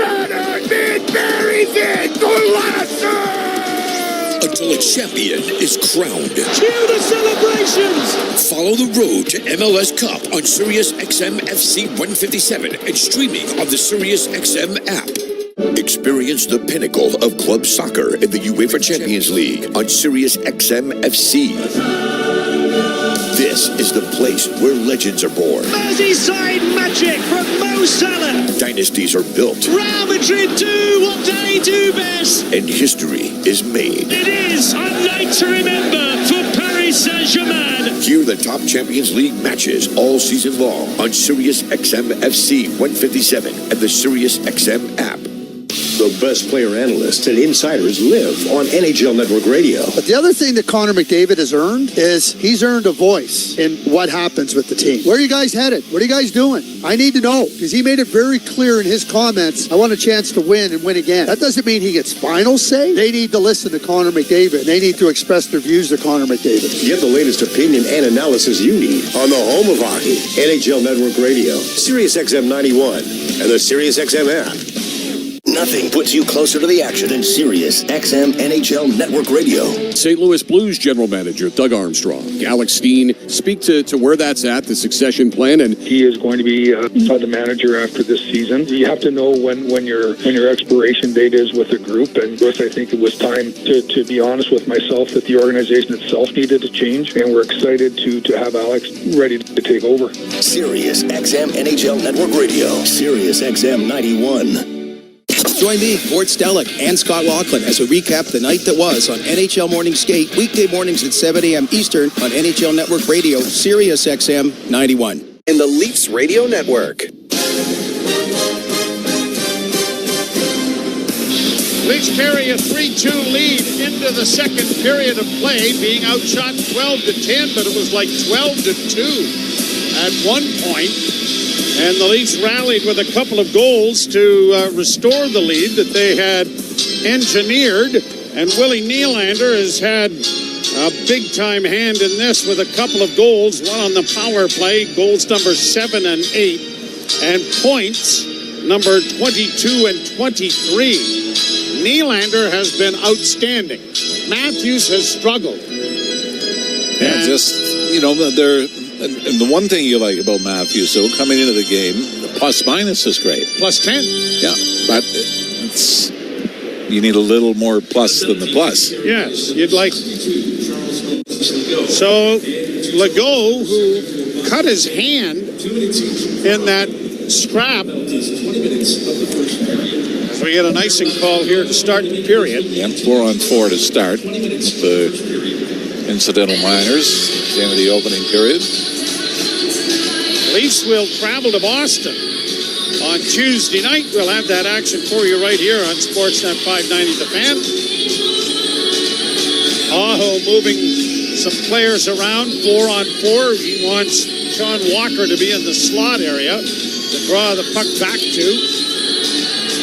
And Matthews leaning in. The linesman. And the draw is won by Carolina.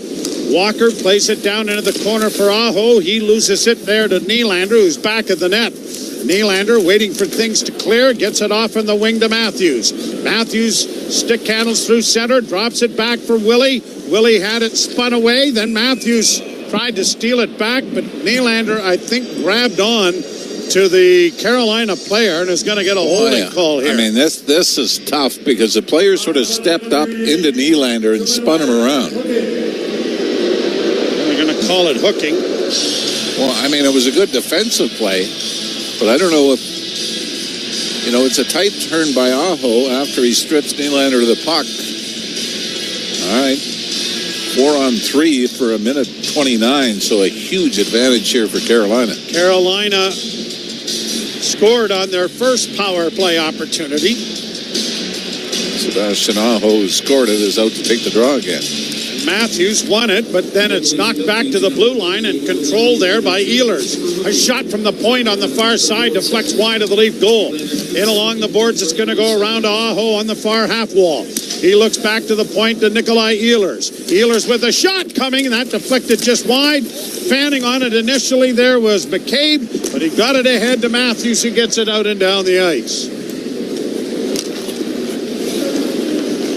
Carolina coming through center. The coincident minors up in 58 seconds.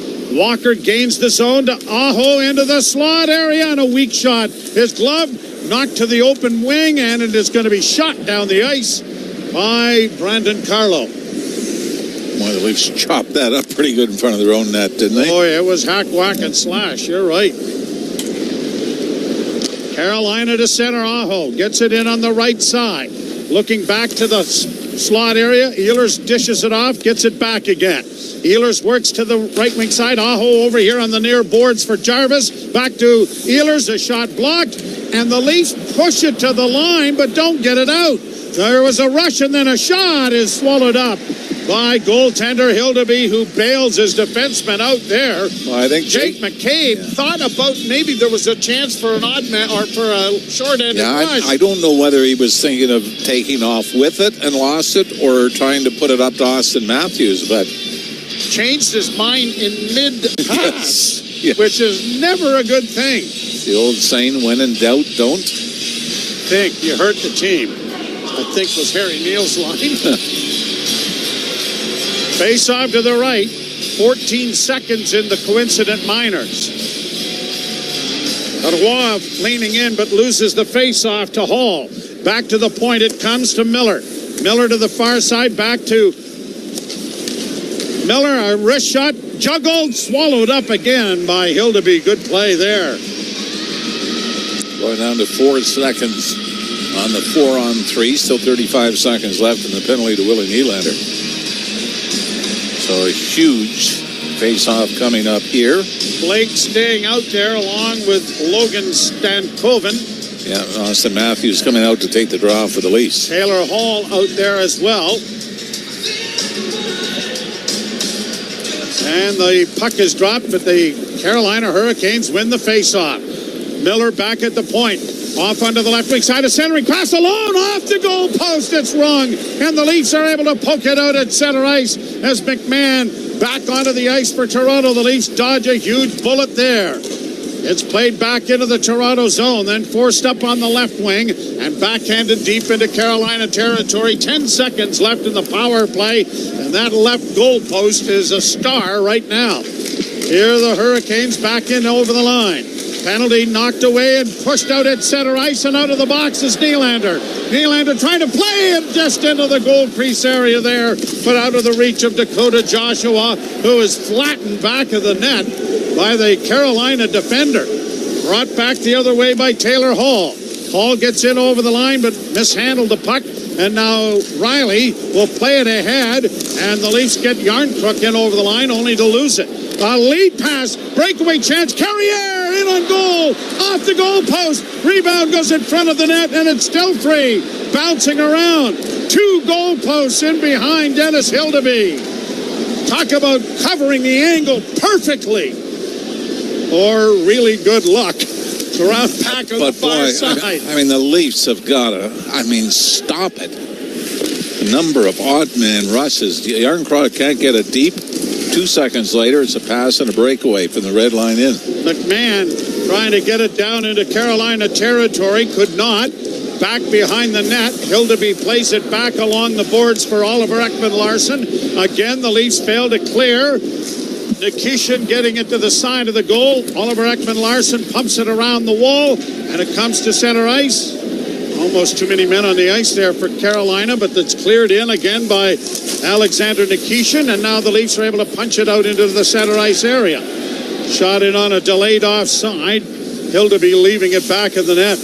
A couple of goal posts have been the difference here in the early stages of the second period. That goal post was brilliant on Willie Nylander last night. Yes, it was, wasn't it? Played by Domi into the zone. Leafs onto the with puck.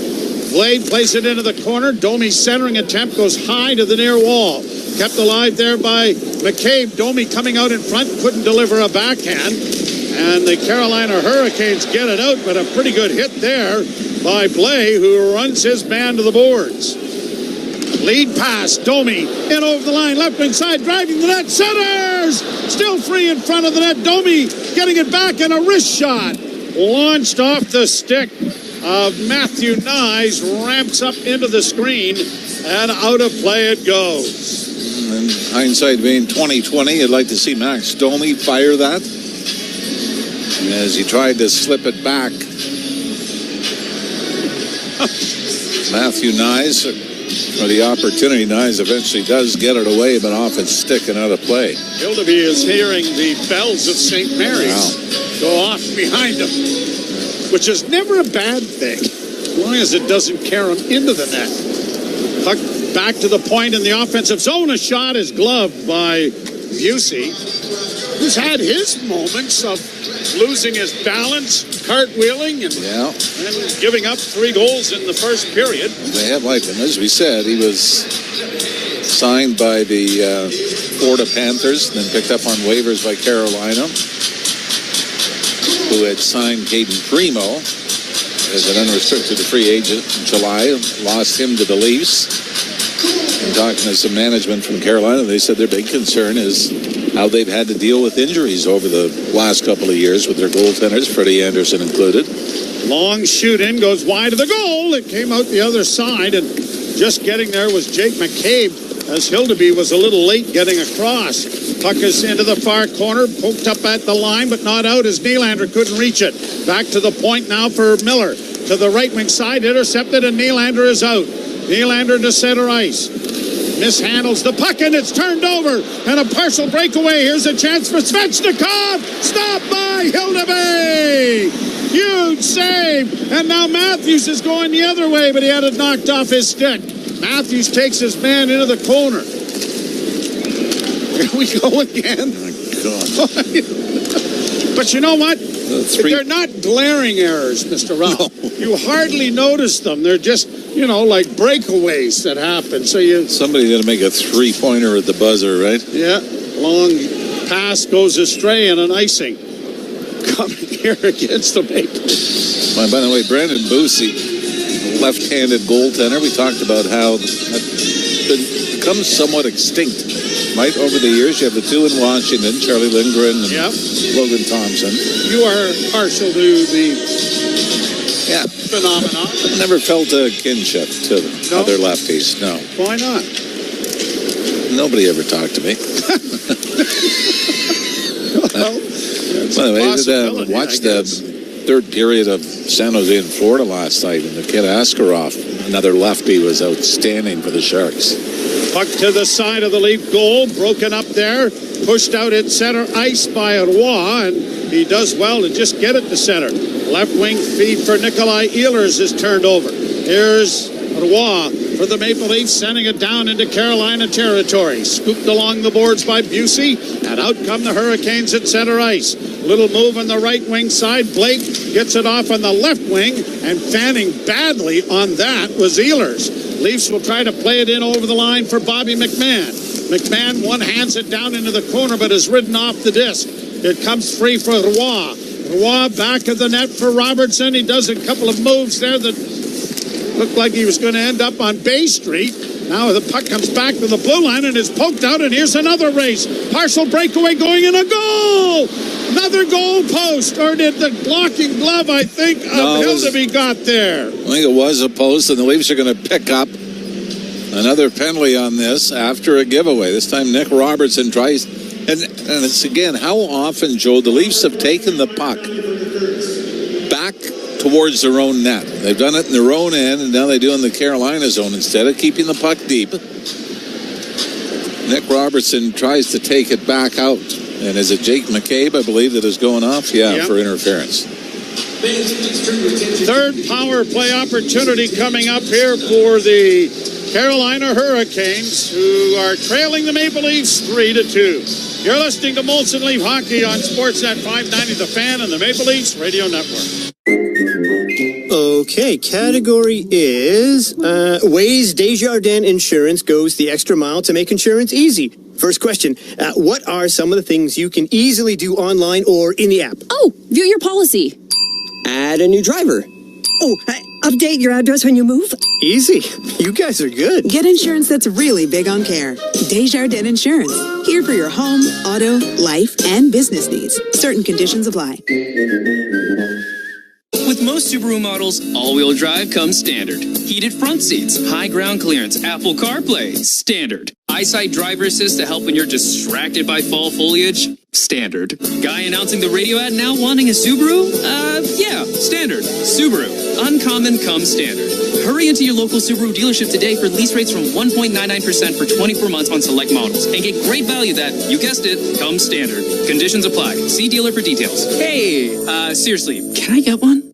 With City TV Plus, you can stream more of the shows you love from television's biggest brands. We're going the distance on entertainment. FX, HGTV, Bravo, Food Network, Discovery, ID, and more. It's all killer, no filler. There's a whole lot more drama, more true crime, more lifestyle, more reality. Can I have the crazy pill that y'all took? There's more to stream and more to love. Oh my God, I love it. Get more entertainment with City TV Plus. Start your free trial today at citytvplus.ca. You're listening to Toronto Maple Leafs hockey. Domi! That was up the rebound. Scores! Max Domi! On Sportsnet 590 The Fan and the Leafs Radio Network. 12:54 to go. Carolina to the power play again. And the Leaf coaching staff has got to be pulling their hair out. Attempted clear by Nyes, doesn't happen. It comes back to the blue line. Kept in there by DeAndre Miller. Left wing side for Ehlers. Shot in on goal, deflects wide of the net. Aho to the far boards. Backhands it back of the net. Unable to center it in front was Jarvis. And now the Leafs get a hold of it. And Benoit is going to lead a shorthanded rush to center. And wisely just flips in and gets a change of players going. That went off the referee's skate in the corner to the left of the Leaf goal. And you see the Carolina players staring down the official. Here's a turnover, and now Roy, with not much skating room, is able to poke it deep. Chases his man, Miller, into the corner, but the Carolina Hurricanes will get things organized in their own zone and start out. Now look to drop it back, and they do. Aho gets a return pass, and they get it in on the right wing side for Svechnikov. Round on the boards, cut off there by Bobby McMahon. Draws a crowd in the corner, but it'll come back to the point. Ehlers holds and shoots, and it's swallowed up by goaltender Dennis Hildeby as one of the Carolina Hurricanes ends up piling on top of the Leaf netminder, and Ekman Larsson taking exception to that. It's Andrei Svechnikov grabbing a hold of Ekman Larsson. I think on that last play, not trying to be hypercritical, you'd like to see Hildeby out a little further, Joe. I mean, he was pretty close to that goal line. You know, he takes up a lot of net, but he can seal off a lot more if you're out another foot or so. Played around the boards, kept in at the far point by Blake. Dished off on the wing. Back to Blake it goes again. Blake works in with a pass across and unable to get a one-timer away was Aho. Played back in along the boards. Trying to get to it, Sean Walker back to the blue line for Nikishin. Over on the far side once more, looking in front of the net station there with Stankov. And now a shot. Whistles wide of the goal off the stick of Walker. Carolina, bad pass is going to slide all the way down into Carolina territory. 18 seconds left in the power play. The Leafs hanging on to a 3-2 lead. Hurricanes back in their own zone. They've had good puck movement. You wonder why their power play isn't doing as well. And now the Leafs are able to push it back out at center ice. Out of the box comes Jake McCabe. Shot to the blue line, knocked down and whistled down by the linesman on an offside at the Toronto blue line. 10:48 left, second period. And the Maple Leafs have a 3-2 lead on the Carolina Hurricanes. Well, when the Leafs opened the scoring, Willie Nylander at the 5-minute mark, they then went almost 10 minutes without a shot on goal. Then they scored too late in the first period. The third one for the Leafs that put them ahead 3-2 is Willie Nylander at 19:01 of the third. As we near the midway mark of the second, the Leafs have only had one shot on goal since Nylander's second goal. Chipped out at center ice. Domi one-hands it in over the line. And trying to keep it in there was Michelli, but to no avail. And now an offside at the Toronto blue line as things bogged down for the Hurricanes. And knocked down was Jordan Martinook, and he was offside. Little guy with his earmuffs on, he can't be more than half a year old probably at the hockey game with his hump. Looks like he's enjoying it though. Yeah.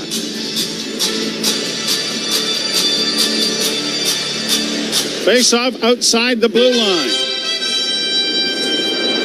Domi lost the draw. Carolina dumps it back into the Toronto zone. Hildeby playing it back around the boards. It'll come to the point, but not out. Banked in around to the near corner.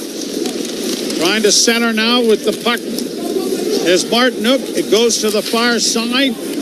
Stalled, couldn't get to it. And then an errant pass is going to come all the way back into Carolina territory.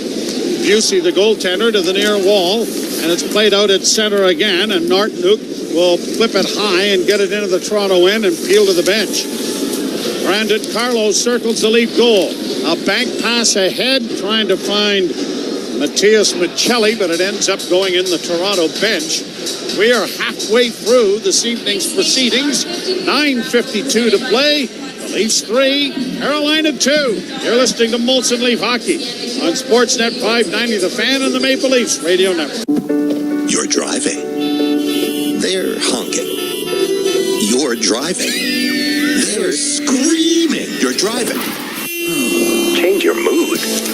With SiriusXM Comedy, they're honking. You're laughing. From the newest Netflix specials to the kings of Southern comedy, Jeff Foxworthy and Larry the Cable Guy. From uncensored Kevin Hart to clean comedy to quiet them kids, SiriusXM Comedy has it all. Channel 93 to 99 on your SiriusXM radio and on the SiriusXM app. Under review. And stop making excuses for bad goaltending. And is it bad? Is it horrendous? If you don't win because you don't make a save or two, yeah. The nature of it is the goaltender is responsible for 90% of the action. He's got to stop the puck. Why do we keep making apologies for goaltending? Stop it. Under review with Mick Kerr. 11 a.m. Eastern on NHL Network Radio, SiriusXM 91, and the SiriusXM app. The Power Play with Steve Koulias. Winnipeg Jets head coach Scott Arniel. Has that number changed with the Olympics compressed schedule for Connor Hellebuck? He keeps pushing for 82 games, certainly with this year and what's kind of going on. It is something that we seriously have to look at. And if we want to play well into June and to make that run to the Stanley Cup, I need a guy that's going to be able to be fresh for that whole stretch. The Power Play, weekdays 3 p.m. Eastern on NHL Network Radio, SiriusXM 91, and the SiriusXM app.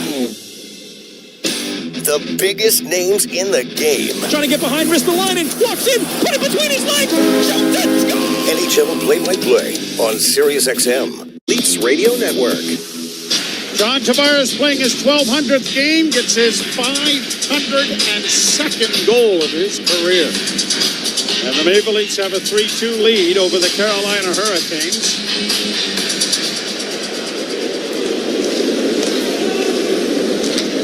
Carolina slips it down into the Toronto zone. Carlo is back there. Riley trying to dig it free. It's drawn a crowd in the corner. Played by Matthews up on the wing, but Nyes couldn't get it out. And then a long shot that was going wide is gloved by Hildeby to stop play and bring a face-off in the Toronto zone to the left. Sebastian Aho opened the scoring for Carolina with a power play goal in the first period. This is where you rely heavily on scouting, Joey. He's taken 35th overall in the 2015 draft. He has the fourth most points from the 2015 draft class, only behind McDavid, Marner, and Rantanen. So, pretty good for a good kick drafting, that late. Yep. Stahl trying to center, deflects into the near corner. Miller tries to work it back at the net and does. And it's chipped up on the wall. Carrier couldn't keep it in, but Stahl does. And now the Leafs will poke it ahead. Matthews coming to center. He'll launch it in, bouncing puck that goes off the goaltender's glove. Nylander in onto the puck. Nylander and Matthews trying to help out. Matthews has it centered in front. Nyes gives it back to the point. McCabe down low, and they score! Matthews on the side, and the Leafs have a 2-goal lead.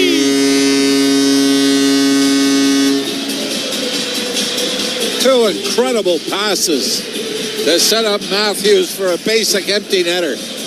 Matthew Nyes, Joe, from the left wing circle, gets the puck and backhands it back to the right point onto the stick of McCabe, who quickly spots Matthews wide open to the left of the Carolina goaltender Busey, and Matthews just has to turn and slide it home to give the Leafs a 4-2 lead. For Matthews, his 9th goal of the season and 4th in the last 5 games.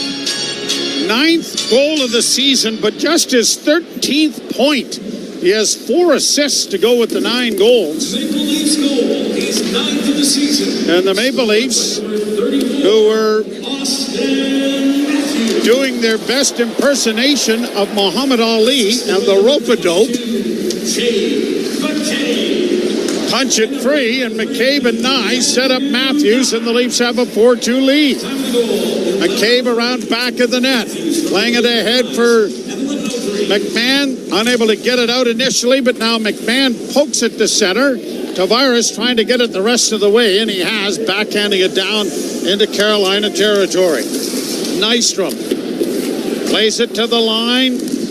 Myers couldn't keep it in the first time, shoots it in the second, but it's a delayed offside. And now here Carolina with a pass in on the right side. A pass in for Aho was about chest high, and he did well to knock it down, but couldn't do much with it once he did.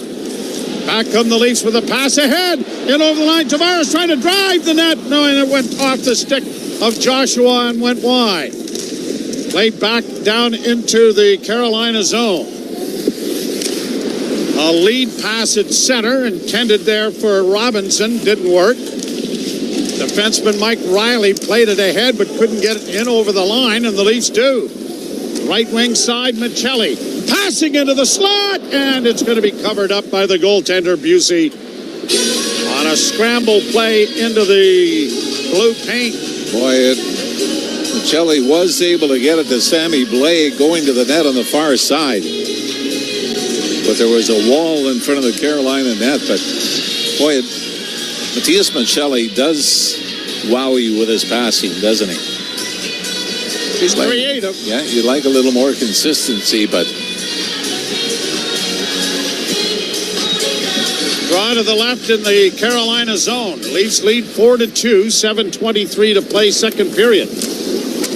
Carlo keeps the puck in with a long shot that was knocked down in front, and now a lead pass, and Nikolai Ehlers has a breakaway. He's in a goal! Stopped by goaltender Hildeby! But another glaring error by the Leafs as Ehlers has a breakaway from the red line in. I mean, this game could easily be 4-4 or 5-4 Carolina. Could be 10-9. And between Hildeby, what, 3 or 4 breakaways here in the second period? Well, 4? and 3 goal posts. But I mean, that's Wade. Guys not reading the play. Drawing the Toronto zone to his right. And the Leafs win the face-off. Benoit banks it off the glass to get it out. And then it's stolen, and the Leafs have a break. And over the line, looking for Tavares in front of the net, but it was knocked away as Yarncrook looked like he might have had a chance. Back down into the Toronto zone. Tavares off of Yarncrook's skate to center ice. Yarncrook is able to punch it in. Domi's with him, but he couldn't get him the puck. Yarncrook is taken to the boards. Round on the wall, it'll be trapped at the point there by Benoit. He sends it back in for Domi, but he can't control it, and the Hurricanes get it to center. Pass ahead for Nyes. Nyes turns the puck over. Here's a chance for the Hurricanes and a shot block. Bouncing puck to the side of the goal. Cleared on the wing. Nyes doesn't get it out. Good play by Carrier to keep it alive on the far boards. Back of the net, coming right out in front of the net, and a shot. That was stopped by Hildeby. And now Nylander finds Nyes, who's going to try and play it to open ice. Working there to get around Nystrom. Played around back of the net for Willie, but he can't control the puck, and it'll come to center ice and down to the Leaf blue line. Boy, they are trading chances here, aren't they? Nylander after it, knocked down on the play. He looks at the official in disbelief. And now the Hurricanes have it in their own zone to get it ahead to Carrier. He is drilled at the blue line by Myers. In the slot, and a slap shot taken there by Alexander Nikishin is swallowed up by Hildeby. And the 21st shot on goal for Carolina stops play with 5:35 to play. Leafs lead 4-2. You're listening to Molson Leaf Hockey on Sportsnet 590, The Fan and the Maple Leafs Radio Network. Wherever Canadians raise a glass, you'll find Molson. There's a good reason for that. When you've been in Canada for over 230 years, you get around in the cups and fridges of Canadians, generation after generation. Molson has a beer for everyone. So raise a glass or cup or whatever you pour your Molson in, because it doesn't matter what it's in. It matters where it's from. Canadian, Export, Ultra, Excel, Molson. Everyone in. Must be legal drinking age. Heard of Uline? You know, the have-it-all in-stock, ready-to-deliver shipping and industrial supply specialists. The company that does things for you that are unheard of, like keeping 41,000 items in stock in our own warehouses. With customer service reps on the line to get you what you need, when you need it, 24/7, 365, every time. Maybe you heard it here first. Want to hear more? Visit uline.ca. ULINE, your shipping and industrial supply specialists. With City TV Plus, you can stream more of the shows you love from television's biggest brands. We're going the distance on entertainment. FX, HGTV, Bravo, Food Network, Discovery, ID, and more. It's all killer, no filler. There's a whole lot more drama, more true crime, more lifestyle, more reality. Can I have the crazy pill that y'all took? There's more to stream and more to love. Oh my God, I love it. Get more entertainment with City TV Plus. Start your free trial today at citytvplus.ca. You're listening to Toronto Maple Leafs Hockey on Sportsnet 590 The Fan and the Leafs Radio Network. I did not realize that the Hockey Hall of Fame has a beaver mascot named Slapshot. I did not know that. You got to get on the Hall of Fame newsletter. Apparently. He said, I did not. Friendly looking beaver. Not that most beavers aren't friendly looking. Puck down in the Toronto zone around back of the net. Aho spins it back to the blue line. Just kept in there by Mike Riley. Sent back from whence it came. Svechnikov on the far side, but stolen by Roy. And the Leafs are out at center.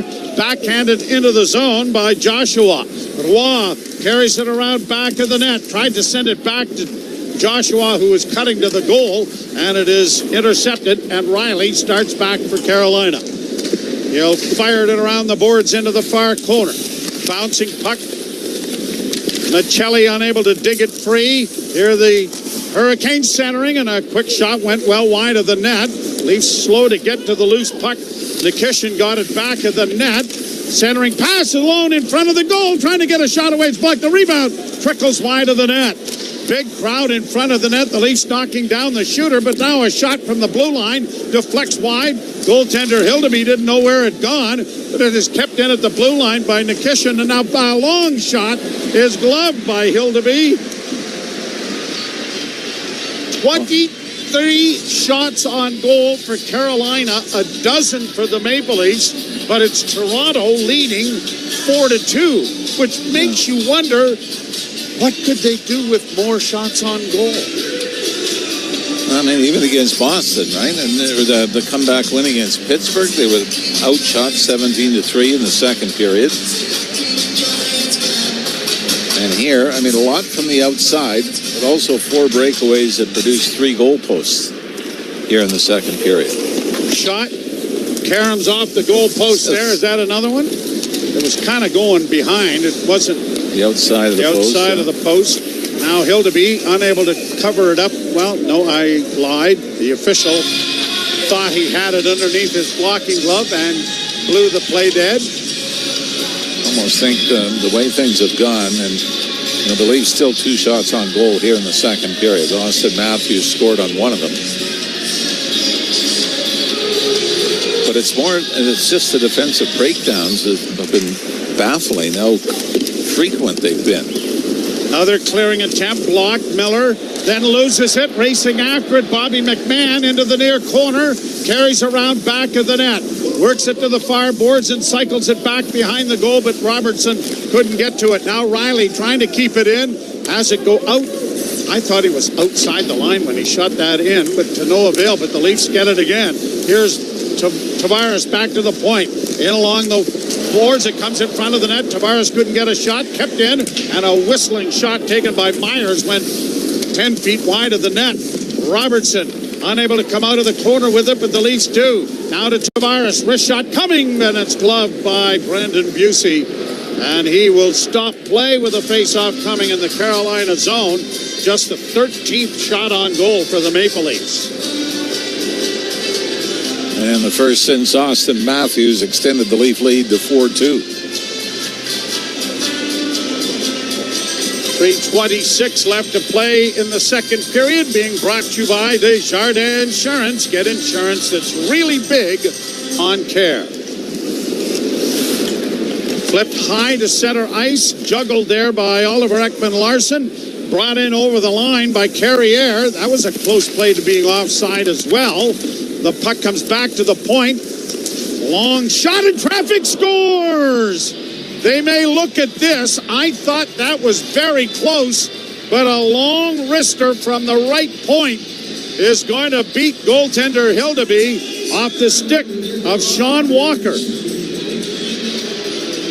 Leafs don't seem to be arguing this. And it looks like the coaching staff, though, is taking a look at it over on the Leaf bench. A wrist shot from the right point. I think this is... Maybe not. Yeah. The stick goes above the crossbar when he lifts it, but then on the way down where he makes contact, Joe, I think it's going to be very difficult to say it was above the crossbar. These are the toughest ones. The entry might have been offside, but apparently not. Walker will get the goal. It's 4-3.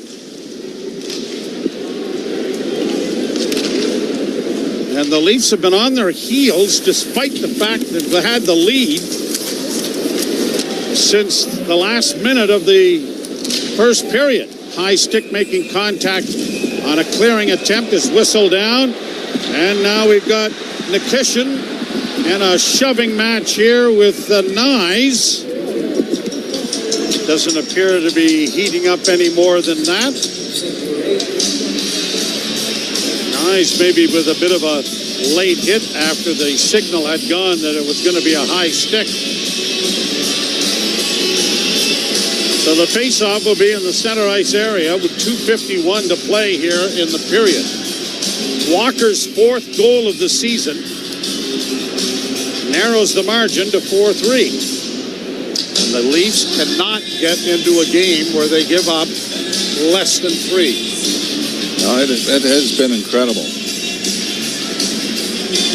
You know, you had the 2-1 overtime win against the New York Rangers. Anthony Stolarz was spectacular in that game. Penalty coming here to Carolina. I'm going to say a slash. Yeah, Bobby Hastings doing a good job of getting that player's stick replaced immediately as he was right at the Toronto bench. Leafs have it back of their own goal. Robertson swinging, so's Tavares, and now starting out with it is Jake McCabe. McCabe coming slowly, dropping it back for Nylander.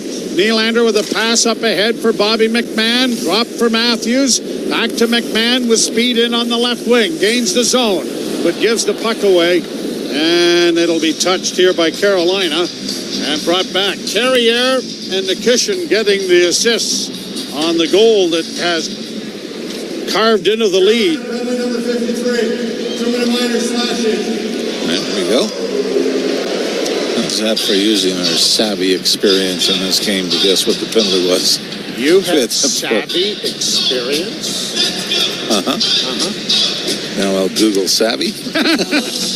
You better Google experience, too. By the way, the only other, the 3 games this year that the Leafs have been able to hold the opposition to 2 goals. Their last first game against Montreal, 5-2, 2-1 overtime win against the Rangers, and then the win a couple of weeks ago in Philadelphia, 5-2 win. Shot down the ice off a face-off win by Carolina, and goaltender Hildeby will leave it there. Stahl up trying to force the issue. Oliver Ekman-Larsson getting it on the wing, and now Matthews will start out of his own zone. Hits the line and gives it off to Nylander, who gets in across the line, but it's broken up and shot out and down the ice by Carolina. They get a change of penalty-killing forwards. Minute 26 left in the power play, 1:38 left in the period. Drop past Nylander, coming out of his own zone to center. Hits the blue line with a left wing feed for Nyes. Taken to the boards and set around the wall. It'll find Tavares. Tavares against the boards, freed it up. It comes back to the point. OEL into the slot area. Tavares can't shoot it. Gives it back to Oliver Ekman-Larsson into the corner, far side. Centering pass for a shot. Rebound on top of the net. Well, this has got to be a penalty here. Joe, the Carolina defenseman knocks the net off its moorings. They've got to call this, and I think that's what Craig Berube is screaming at the officials now. Sure he did. He forcibly set it off the net. It's a delay of game penalty. Sean Walker with the puck up in the air. Now, I don't think the puck was going to come back into play, but it's still delay a game. Yeah. Now, the officials can decide, was the whistle going to go because the puck was on top of the net anyway? The puck comes to rest on top of the net. I'm in the process of blowing the whistle before it's shoved off. There's not a penalty. All right. So there's the explanation. But you know what? It wasn't on the top of the net long, was it? No, it sure wasn't. And Walker definitely pushed the net off its mooring. And now the other side is the puck wasn't coming back into the crease. You know, it bounced on top and was sort of heading behind the net, if anything. But that's a pretty good way of acknowledging, okay, I saw it. Leafs have not had a 2-man advantage power play this season. Draw to the right. Won cleanly by Tavares. At the blue line, Tavares gets it back in the slot near side. Matthews doesn't shoot it. Now he does! And it's off the blocker of goaltender Busey. Kept alive now on the near boards. Matthews to the blue line. One of the Carolina Hurricanes has broken his stick, and the Leafs have an advantage there. Here's Tavares in the far corner. In front, fanning on it, though. It comes wide of the goal. 30 seconds left in the power play. Leafs after it again. Back of the net, Tavares. Tavares double teamed there. Nyes is able to free it up, and it'll come back to the blue line to Willie. Nylander with a pass in, and it's going to be swallowed up by Busey as the Leafs tried to take advantage of what turned out to be a 5-on-3. Carolina player was complaining, but he had slashed. Matthews had the puck, and he had slashed Matthews' stick, and his own stick broke. So I'm not sure what the DNA argument would have evidence been. was there, right? Yeah. The Leafs almost. Willie Nylander throws it to the front, and John Tavares with a redirection, but not really angled in a great way to be able to tip it past the Carolina goaltender. Jordan Martinook is the player who broke the stick. 16 seconds in the power play. Tavares is getting waved out of the face-off circle. Matthews will have to move in. So they're leaving the number one unit out. 29 seconds in the period. Leafs win the face-off. Riley with a pass in, and Matthews tried to give it back to him, but it was knocked away, and the Hurricanes send it down into the Toronto end. Nylander intercepts and sends a right-wing pass for Riley. He hits the line and in with a feed to the left-wing side that was broken up there by Aho. Cleared in on a long shot by Nylander, was knocked away. 6 seconds left in the period. Aho gets to the Leaf blue line, fans on the shot, cleared into the corner, and time will run out. It has been an eventful evening through 40 minutes. The Maple Leafs will carry a 4-3 lead into period number 3. Well, the Leafs really have become a team where no lead is safe, right? For either team. They've had trouble controlling games, keeping the lead, and they've managed to claw their way back into a lot of games when, obviously the Pittsburgh game 3-0 into the third, and they came back and won that. But still a mystery that the defensive play has been a struggle. But 4 breakaways in the second period. The Leafs very fortunate to be holding on to a 1-goal lead. 13-8, the shots favor Carolina in the period. That does not count 4 posts, if you count the one that was kind of going outside. Yeah. At any rate, it's still a lead. 4-3. We'll step aside. Ailish Forfire and Justin Cuthbert coming along. You're listening to Molson Leaf Hockey on Sportsnet 590 The Fan and the Maple Leafs Radio Network. Sam Roberts is obsessed with pro wrestling, and now he's got a show to talk about it on Pro Wrestling Nation 24/7. Everything that we do here is for a reason, I swear. I'm not just meandering until I get back to the start point. Experience Sam Roberts' unique takes. There is no way you can tell me that Dominic Mysterio at this point in his career is not a Bart Simpson babyface. Get inside the storylines with Sam Roberts, Monday through Thursday, noon Eastern. Not Sam Wrestling Live. Pro Wrestling Nation 24/7, channel 156. Under review. And stop making excuses for bad goaltending. And is it bad? Is it horrendous? If you don't win because you don't make a save or two, yeah. The nature of it is the goaltender is responsible for 90% of the action. He's got to stop the puck. Why do we keep making apologies for goaltending? Stop it. Under review with Mick Kern. 11 a.m. Eastern on NHL Network Radio, Sirius XM 91, and the Sirius XM app. The Power Play with Steve Koulias. Winnipeg Jets head coach Scott Arniel. Has that number changed with the Olympics compressed schedule for Connor Hellebuck? He keeps pushing for 82 games, certainly with this year and what's kind of going on. It is something that we seriously have to look at, and if we want to play well into June and to make that run to the Stanley Cup, I need a guy that's going to be able to be fresh for that whole stretch. The Power Play, weekdays 3 p.m. Eastern on NHL Network Radio, Sirius XM 91, and the Sirius XM app. We deliver the NHL. Head coach of the Carolina Hurricanes, Rod Brindamore. What's the mental approach to get to the dance? Every year you start at the same spot as every team, right? Like you're at the bottom of the mound. And when we get to that point, if we can, then we can knock down the final kind of stretch high where we haven't been able to cover. So let's make the best out of every day and play our ass off every night and see what happens. Sirius XM, NHL Network Radio, Sirius XM 91. Hey, Jim Rome here. What's cracking? Hi. Hope you're enjoying the game. And when you're not taking in a game, find us on Sirius Channel 161, XM Channel 206. In fact, we'll be there every weekday afternoon, 3 p.m. to 6 p.m. Eastern Time. If you've got something you want to break down from this game, you know where to find us. Just make sure you have it taken. Don't suck. Step your game up. That has never changed. In fact, this show has never changed. We're just back home. And it's great to be there. Sirius 161, XM 206. See you there. Experience the pinnacle of club soccer in the UEFA Champions League on Sirius XM FC.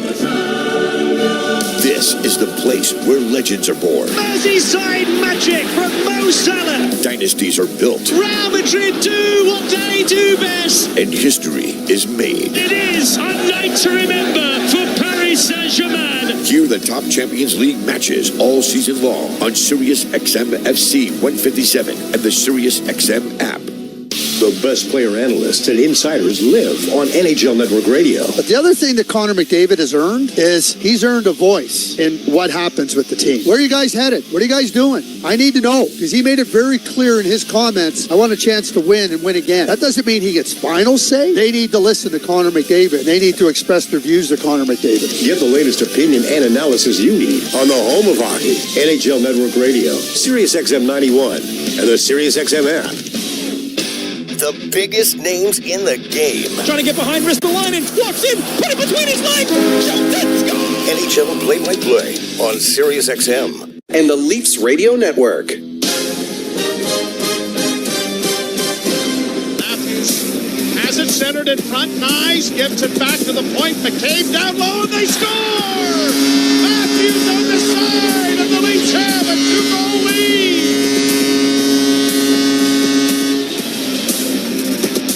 Welcome back to Most Leafs Hockey on Sportsnet 590 The Fan and the Maple Leafs Radio Network. A 4-3 lead for the Maple Leafs after 40 minutes with the Carolina Hurricanes. Heavily outplaying them for most of that period. We'll get into it. But the first 10 minutes was the ice was tilted. And the Leafs dug their way out, got a nice goal, but they came within one here with Carolina Hurricanes to make it a 4-3 lead for the Leafs after 40. Yeah, I would say fairly fortunate are the Maple Leafs to be 1-1 in that period and 4-3 up in the game, given how it went.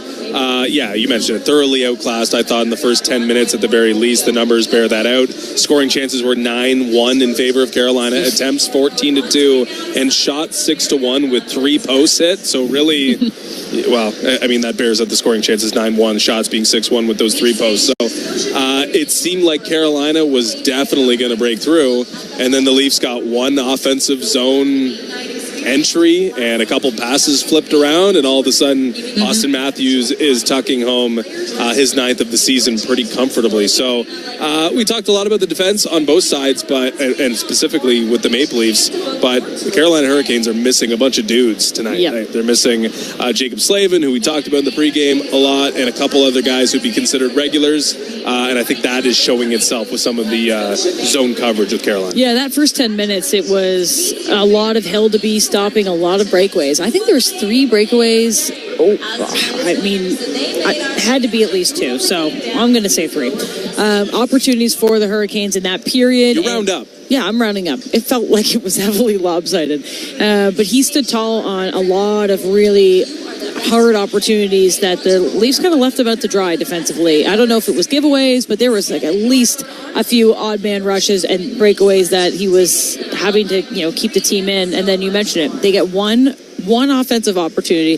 They score a nice one. That one was Austin Matthews. Mm-hmm. And it was pretty much a tic-tac-toe. Nyes setting it up with a backhand pass over to, was it McCabe? Jake McCabe could have wired it, but then realized Matthews nice little was pass just sitting by shot, himself alone. And then he tucks it in. So he had a big celly too, and it was a good one for Matthews to get one on the board too. So yeah, 4-3 now. What should we mention? Who scored the 3rd goal for the Hurricanes? Well, this is your time to shine. I could tee you up. No, it's good.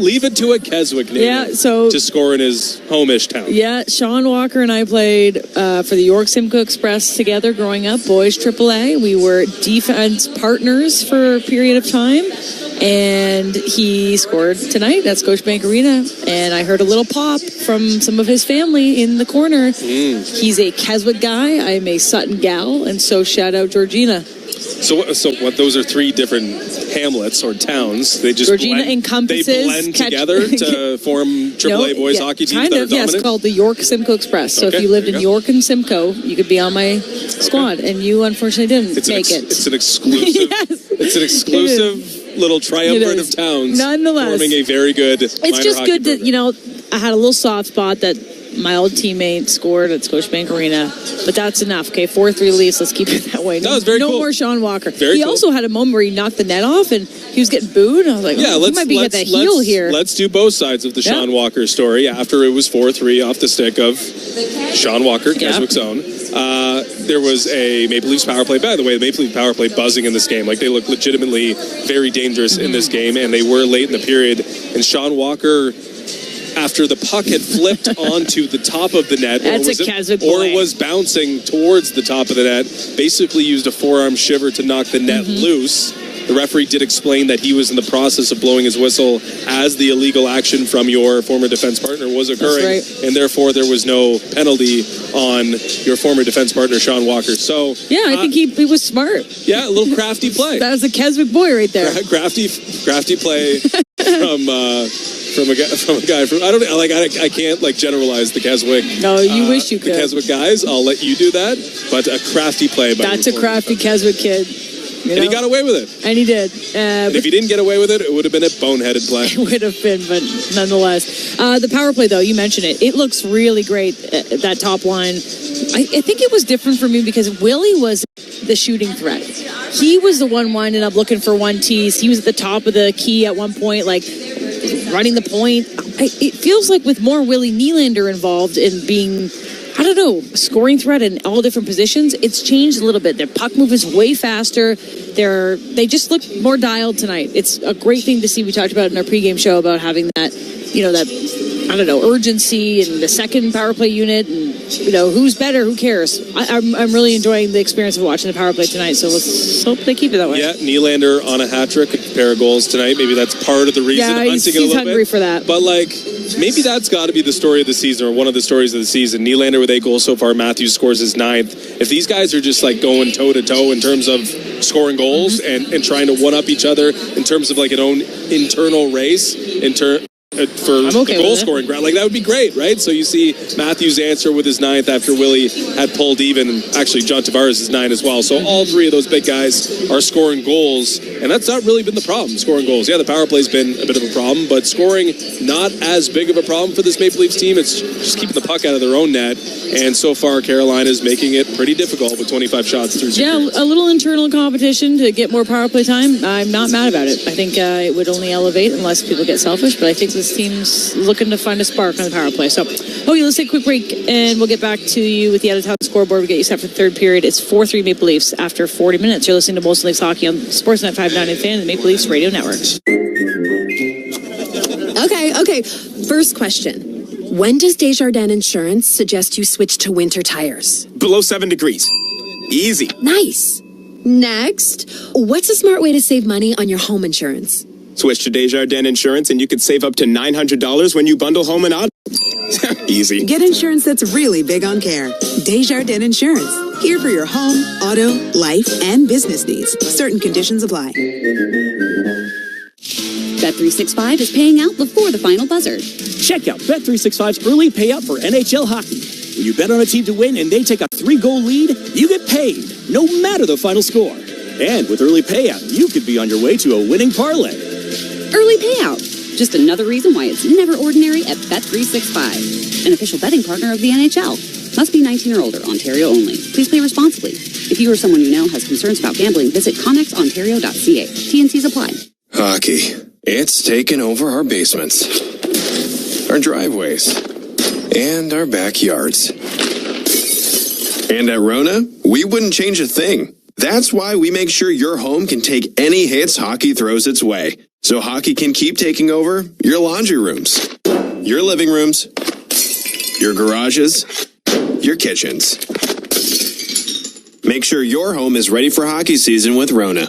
Build it right, build it Rona. With City TV Plus, you can stream more of the shows you love from television's biggest brands. We're going the distance on entertainment. FX, HGTV, Bravo, Food Network, Discovery, ID, and more. It's all killer, no filler. There's a whole lot more drama, more true crime, more lifestyle, more reality. Can I have the crazy pill that y'all took? There's more to stream and more to love. Oh my God, I love it. Get more entertainment with City TV Plus. Start your free trial today at citytvplus.ca.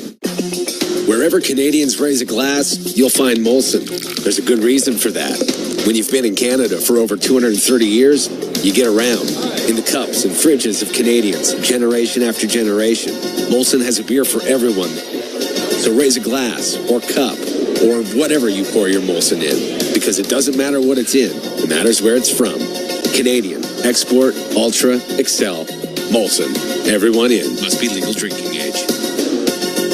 The fall get-together is here at Canadian Blood Services, which means it's the perfect time to grab your crew, hit up a donor center, and experience what you get when you give together. It's not just about donating blood and plasma. It's about showing up and feeling like we actually did something. Jesse, you're up.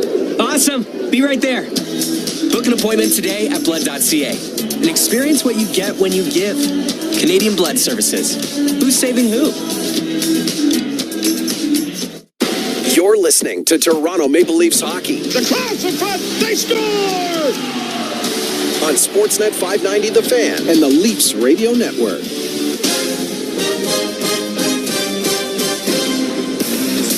Welcome back to Molson Leafs Hockey on Sportsnet 590 The Fan, the Maple Leafs Radio Network. It's 4-3 for the Leafs after 40 minutes hosting the Carolina Hurricanes on the Hockey Hall of Fame. Hockey Hall of Fame and fun. It's a fun hall to be in and full of fame. Night to night here at Scotiabank Arena. Let's take a look at the out-of-town scoreboard presented by Bet365. Download the app and find out why it's never ordinary at Bet365. Sounds like a new tagline. Fun and full of fame. I think that's something. Earlier today, the Chicago Blackhawks had a 5-1 victory over the Detroit Red Wings. Connor Bedard continues his surge with 3 points. Kings beat the Penguins 3-2. The Mammoth are trailing the Ottawa Senators 4-2. Michael Amadio has goals in 4 straight games and 6 on the season, former Leaf. The Stars have a 2-1 lead over the Seattle Kraken. Tyler Seguin and Wyatt Johnson with the goals in that one. It's still scoreless between the Flames and the Wild in Minnesota. And still come tonight, Avalanche and Canucks from Vancouver, and the Jets will be in Anaheim to tangle with the Ducks. All right, 20 minutes left. Leafs with a 1-goal lead. What has to happen, Justin? I think like the majority of the play cannot occur in the Leaf zone. Credit to Dennis Hildeby, he's played really well. The Carolina Hurricanes have been like basically what we expect from them. A lot of shots, a lot of attempts, a lot of pressure. It's getting the best of the Maple Leafs at some points in this game, but the Maple Leafs counters worked really well, and Dennis Hildeby has withstood a lot of pressure in this game so far. All right, 21 minutes left. Maple Leafs with a 4-3 lead after 40. Joe Bowen and Jim Ralph will have the call to the third period next. You're listening to Molson Leafs Hockey on Sportsnet 590 The Fan and the Maple Leafs Radio Network. Hey everyone, it's me, Megan Kelly. I've got some exciting news. I now have my very own channel on Sirius XM. It's called the Megan Kelly Channel, and it is where you will hear the truth, unfiltered, with no agenda and no apologies. Along with the Megan Kelly Show, you're going to hear from people like Mark Halprin, Link Lauren, Maureen Callahan, Emily Jashinsky, Jesse Kelly, Real Clear Politics, and many more.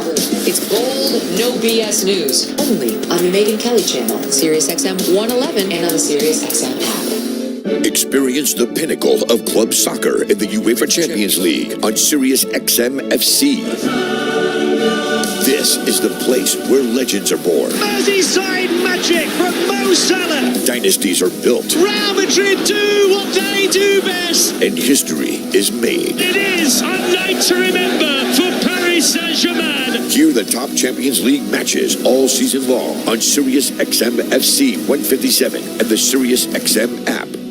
The best player analysts and insiders live on NHL Network Radio. But the other thing that Connor McDavid has earned is he's earned a voice in what happens with the team. Where are you guys headed? What are you guys doing? I need to know, because he made it very clear in his comments, I want a chance to win and win again. That doesn't mean he gets final say. They need to listen to Connor McDavid. They need to express their views to Connor McDavid. Get the latest opinion and analysis you need on the home of hockey, NHL Network Radio, Sirius XM 91, and the Sirius XM app.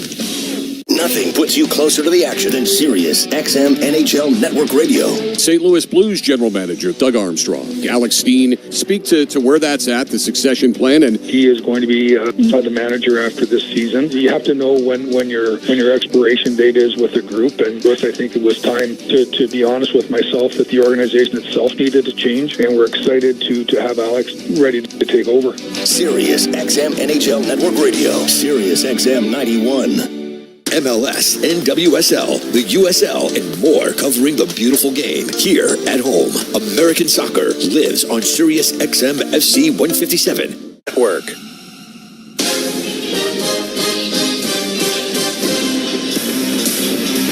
Leafs carry a rather precarious 4-3 lead into the third period, and here is a stat that kind of shows you what the game has been like, including blocked shots and missed shots. Carolina Hurricanes have had 50. Toronto Maple Leafs have had 27.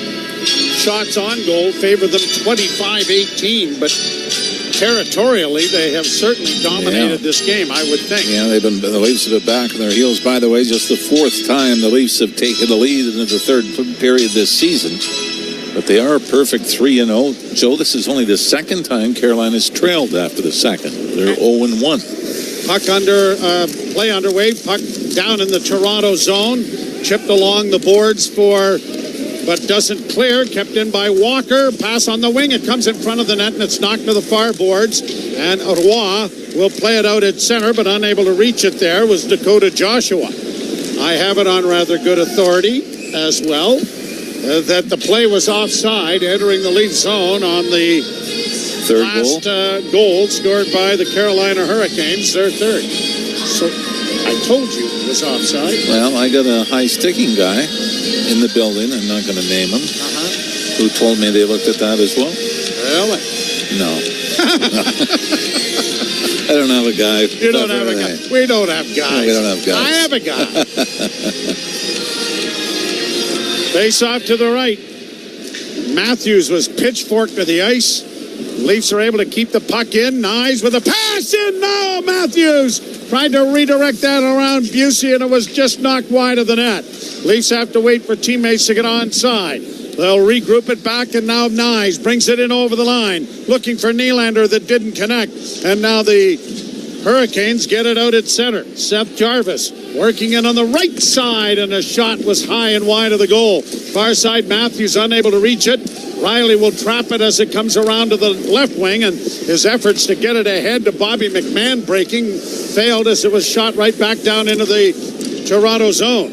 Now as it's cleared up the wall, it goes over the boards and into the Toronto bench. And a face-off is going to come in the Toronto zone to the right of goaltender Dennis Hildeby.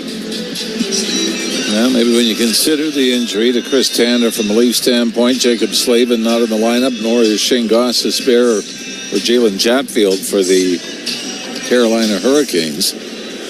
That's a lot of talent on the blue line that is missing from this game. Well, and we talk about the Leafs' defense, and I mean, I thought that Tanev was the team's most valuable player a year ago, to be honest with you.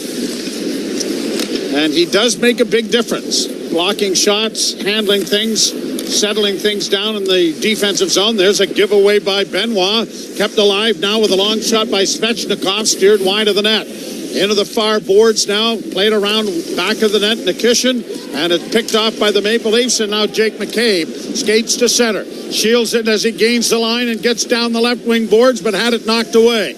And the Hurricanes have it in their own zone with a lead pass. Here's Seth Jarvis in on the right side. Drilled to the boards there by Oliver Ekman-Larsson. Played around the wall, and Domi trying to get there to chop it out. Manages to get it under control. Finds OEL, who carries straight up ice to center. He's going to fire it in around the boards. It'll go to the right wing side as the Leafs are in the midst of a change. Toronto 4, Carolina 3. We're into the third period. Shot by Riley deep into the Toronto end. Along the boards, cut off there by Stankoven. He'll play it into the corner. Played back of the net by the Maple Leafs' Blay. Riley unable to trap it. Now Carolina doing a good job of working it on the outside. Back to the point. Walker had it knocked away. Leafs can't get it out. Good play by Stankoven to keep it in. A centering pass knocked away, and finally backhanded to center ice by Toronto, but shot right back into the zone again by Carolina. Nothing fancy here by Carolina. They get it in deep and then hope for a turnover, and so far it's worked pretty well. Here's Nystrom at the right point with a shot that was knocked away.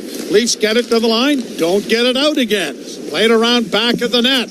Myers hammers it along the wall, but right there was Stankoven to block, and now it is cleared to the line. Again, not out. Around back of the net, centered in front of the goal. A shot scores. Taylor Hall ties the game at 4s, and it was just a matter of time, you had to feel.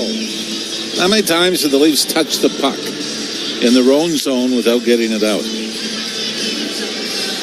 And Taylor Hall is the one that will find the back of the net for the Carolina Hurricanes. Hall scored in the first 2 games of the season, but that is his first in 12 games since. You know, he had Philip Meyer fanned on it. Then he got it to the Willie Nylander. He couldn't get it out. And you're right, it was a matter of time. It wasn't even... You didn't even feel like if it was if, it was when. Because the Leafs kept volleyballing the puck right back onto a Carolina stick in their own zone, and the Hurricanes are too good not to take advantage. And here they are again in over the line with a drop pass. Working off the wing is Hall, and that is swallowed up by Hildeby on a sharp angle shot by Taylor Hall. Yeah, the defensive play, and like I said, in the 2 shifts leading up to the goal, the Leafs had to have 7 or 8 touches, whether full control or tried to chip it out or whatever, 7 or 8 touches in their own zone, and unable to get it out or make a play.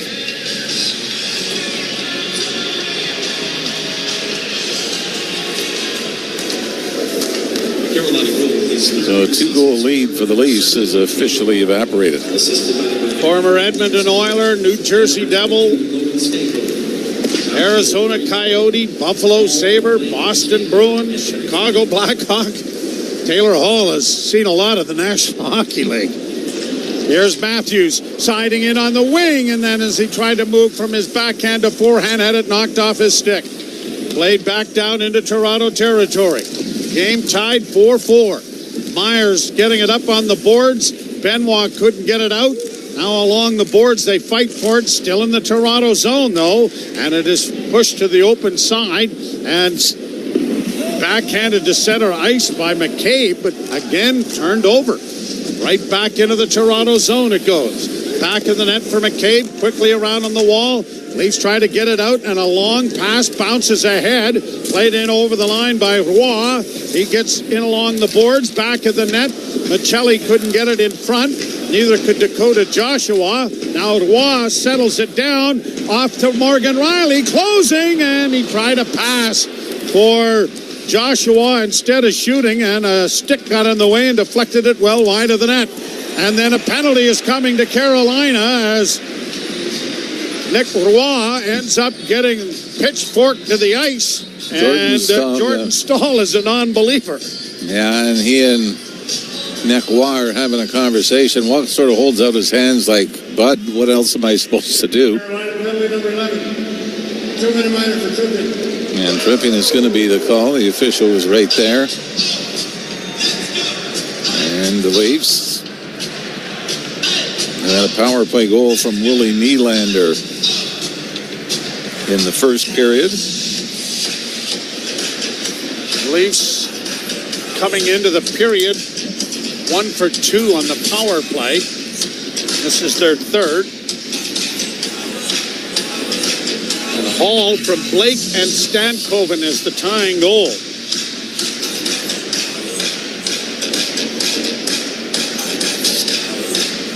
So a big power play opportunity here. Matthews, Nyes, and Nylander. Oliver Ekman-Larsson gets the face-off back to him. Feeds it off on the far side. Tavares, a tip pass to the near side. Nylander trying to outfight his man. Puck is still free. Played to an empty corner that Nyes will get to first, but is tied up there. The puck comes free, and it's going to be cleared out and down the ice by Carolina. Out of the goal is Hildeby to play it into the corner. And out comes OEL to center. He'll play it off now to Nyes, who drops it back for Matthews.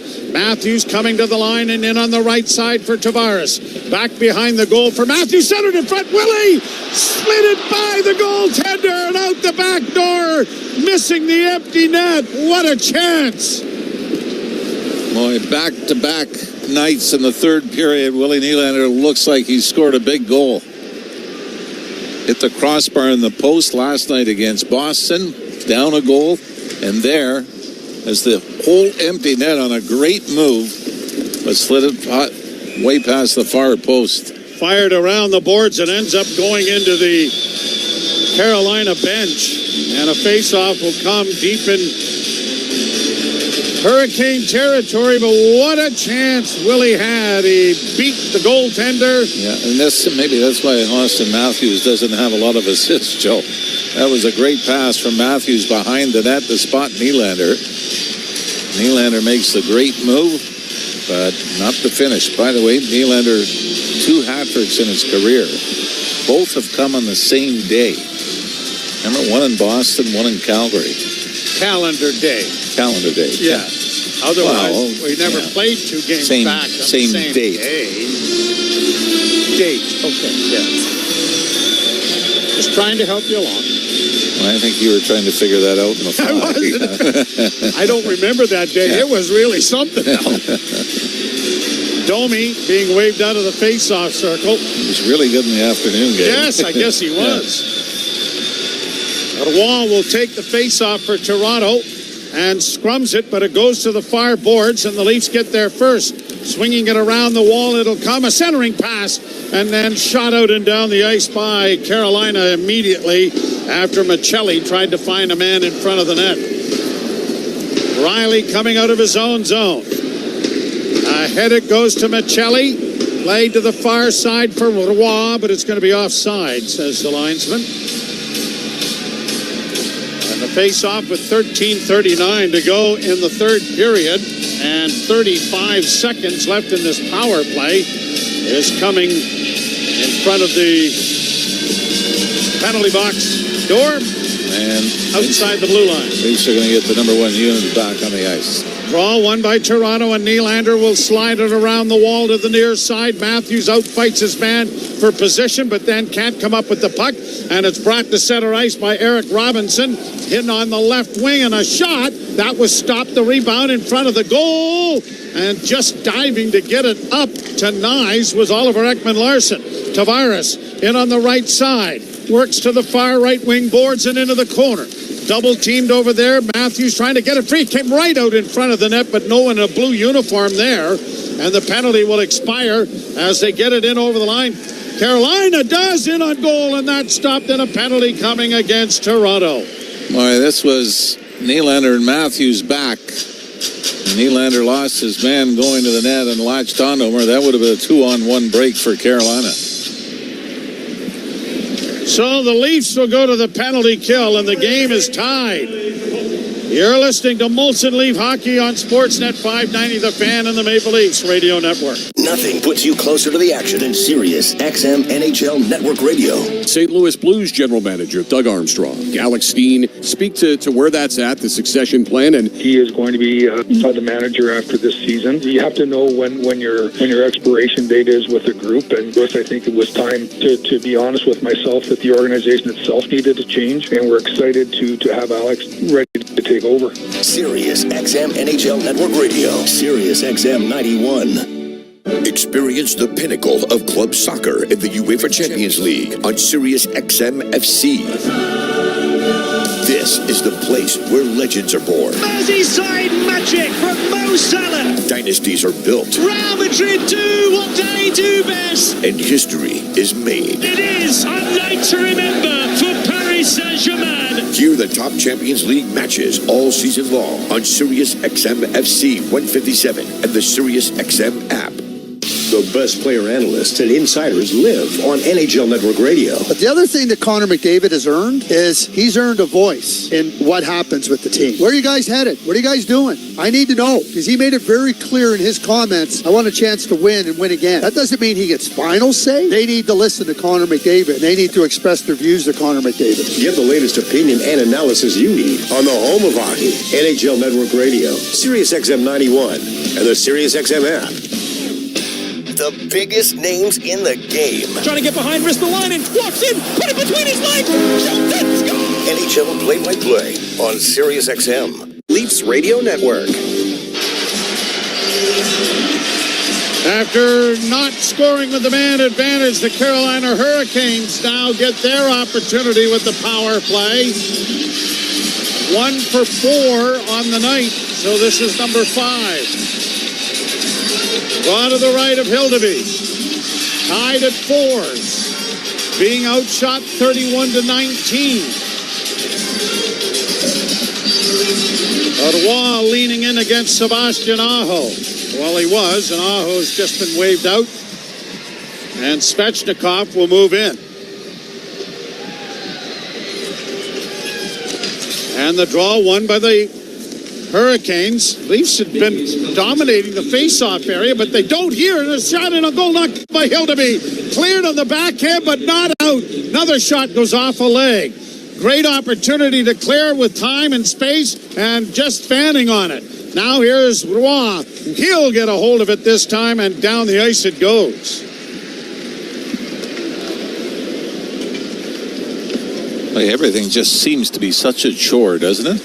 Played back into the slot and the blue line. This bogs down, but now Aho gets it in on the left wing. A little toe drag move, gains the zone. Shot in on goal, down is Hildeby. Where's the puck? And he's got it under control under his glove. Only 4-4 in this game. Carolina's hit 4 posts, and Dennis Hildeby's been great. Kenny Holland, who's now the general manager of the Los Angeles Kings, is here, and I said, does this not remind you of the 80s? And he said, well, if the score was higher, it would be me against you again in the American League. I'll have a word with him about that. Well, he did say both of us. Oh, okay. Back to the point. Shot! Blocker save and a good one by Hildeby. Leafs are able to get the puck out, trying to find Yarncrook, but it was well out of his reach. Down into Carolina territory with a minute to go in the power play. 11:57 in the third. Carolina to center. On the right wing, boards for Seth Jarvis. Knocked off stride there, but carried in by Aho. Aho holds in the near half boards. Down into the corner, plays catch with it. Back to the point it comes. Fed by Miller to the left wing side. Looking back for Miller. They'll get it into the corner. Chased there by the Leafs, but stolen. Got it up on the wing, but now unable to get it out. Aho keeps it alive into the left wing corner. Back into the slot area. Near side, no shot. Aho back to the blue line. Miller with it again. Holding, got it off on the left wing side. Pass down low. Aho centers. Good block. Rebound side of the goal. Knocked away by Hildeby. Penalty has 14 seconds left in it. Aho back to the blue line to Miller. Miller walks to Aho. Can't shoot it as he had to cradle it off his skate. They'll get it down into the far corner. Centering pass in front of the net. Still back to Aho. And without a stick, it is Hildeby getting to the puck and holding it out, even though he falls backwards. I don't know if that puck squirted free or not, but it looked rather dramatic, did it not? Boy, doing the snow angel to be able to, I think he thought it squeaked through and then went onto his back and threw his catching hand arm across the goal line to sweep out any debris should it be there, but nothing really emerged behind him. He had a stick dropped to the side of the net to his right. He had no idea where it was. And at that point, neither did the referee, but it was underneath him. Yeah, I think this might have trapped it or thought it had squeaked through under his left arm, his catching hand. Yeah. Draw one by the Hurricanes again. They get it down into the corner. The penalty is over. And Riley gets it ahead and now pushed out at center ice for Domi racing after it. Domi trying to find his man in front, and Blake couldn't get there to pick up the loose puck. McMahon chases his man, and now here are the Hurricanes back the other way. Blake gets a pass on the far half boards. Back to the slot. A shot blocked in front of the net, and the Leafs, Domi will get it out at center, but not into the zone. It's going to go over the boards right at the penalty box and go out of play with 10:26 left to play in the period. He scored the opening goal, then went down one, then took a 4-2 lead in the third period.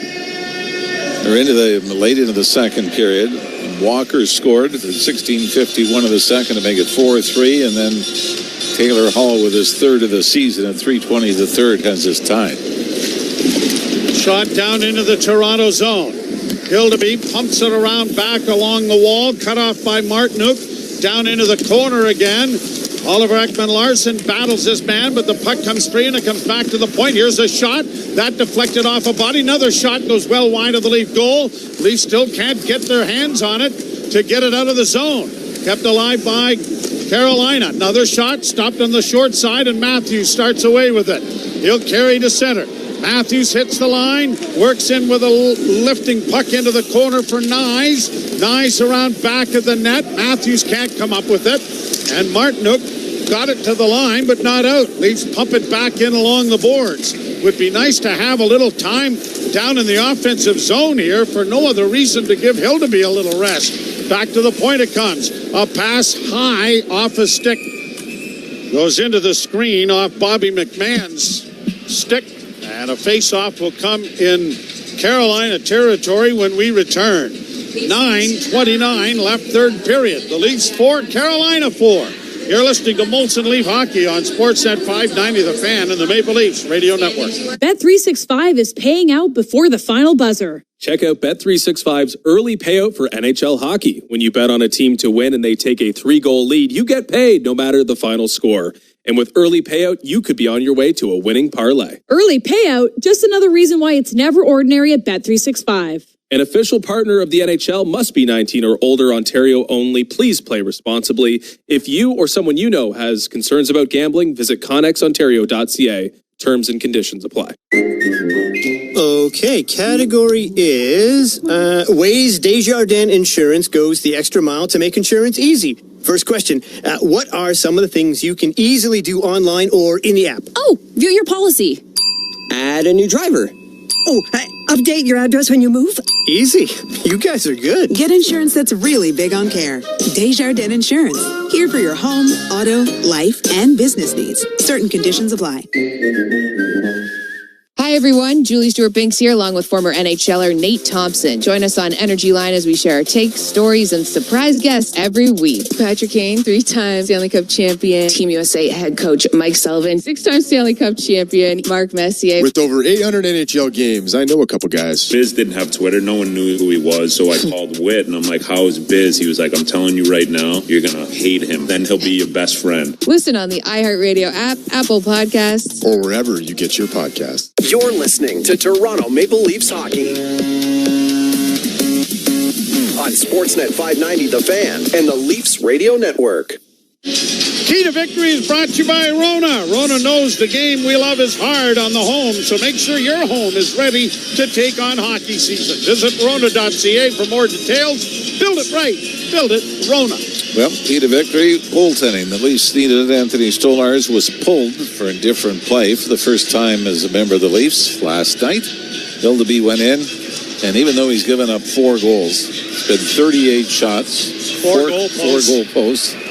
So I would say if it wasn't for goaltending, this game, believe it or not, could be worse than 4-4. Long pass ahead for Bobby McMahon. Got it in over the line, but Robertson couldn't support him. But now McMahon trying to play it back to the point. Gets it to Morgan Riley.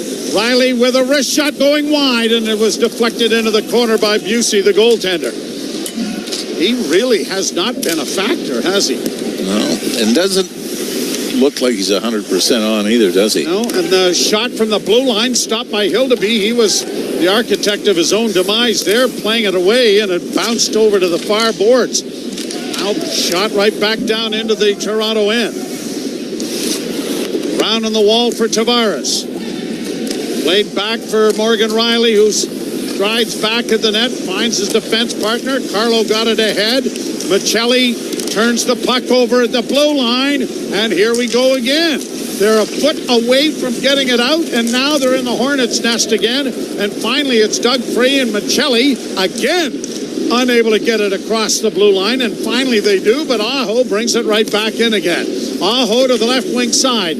Walker swept at it, but missed it, and the Leafs start back up on the right wing. Roy will chip it in over the line and go into the forecheck, trying to get a hit on the defender, and did, but the puck comes around to the near wing, and Svechnikov will get it free, and now a pass, look out, deflecting into the Toronto bench with 7:56 remaining to be played in the third period, and we are tied 4-4.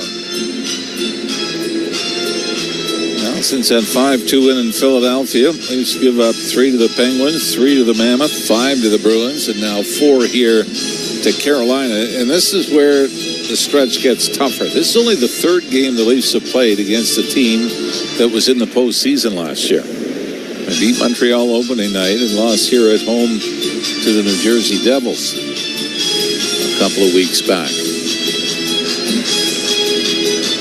7:56 left to play, third period. Matthews wins this face-off. Pass broken up. Here are the Hurricanes in, and they score.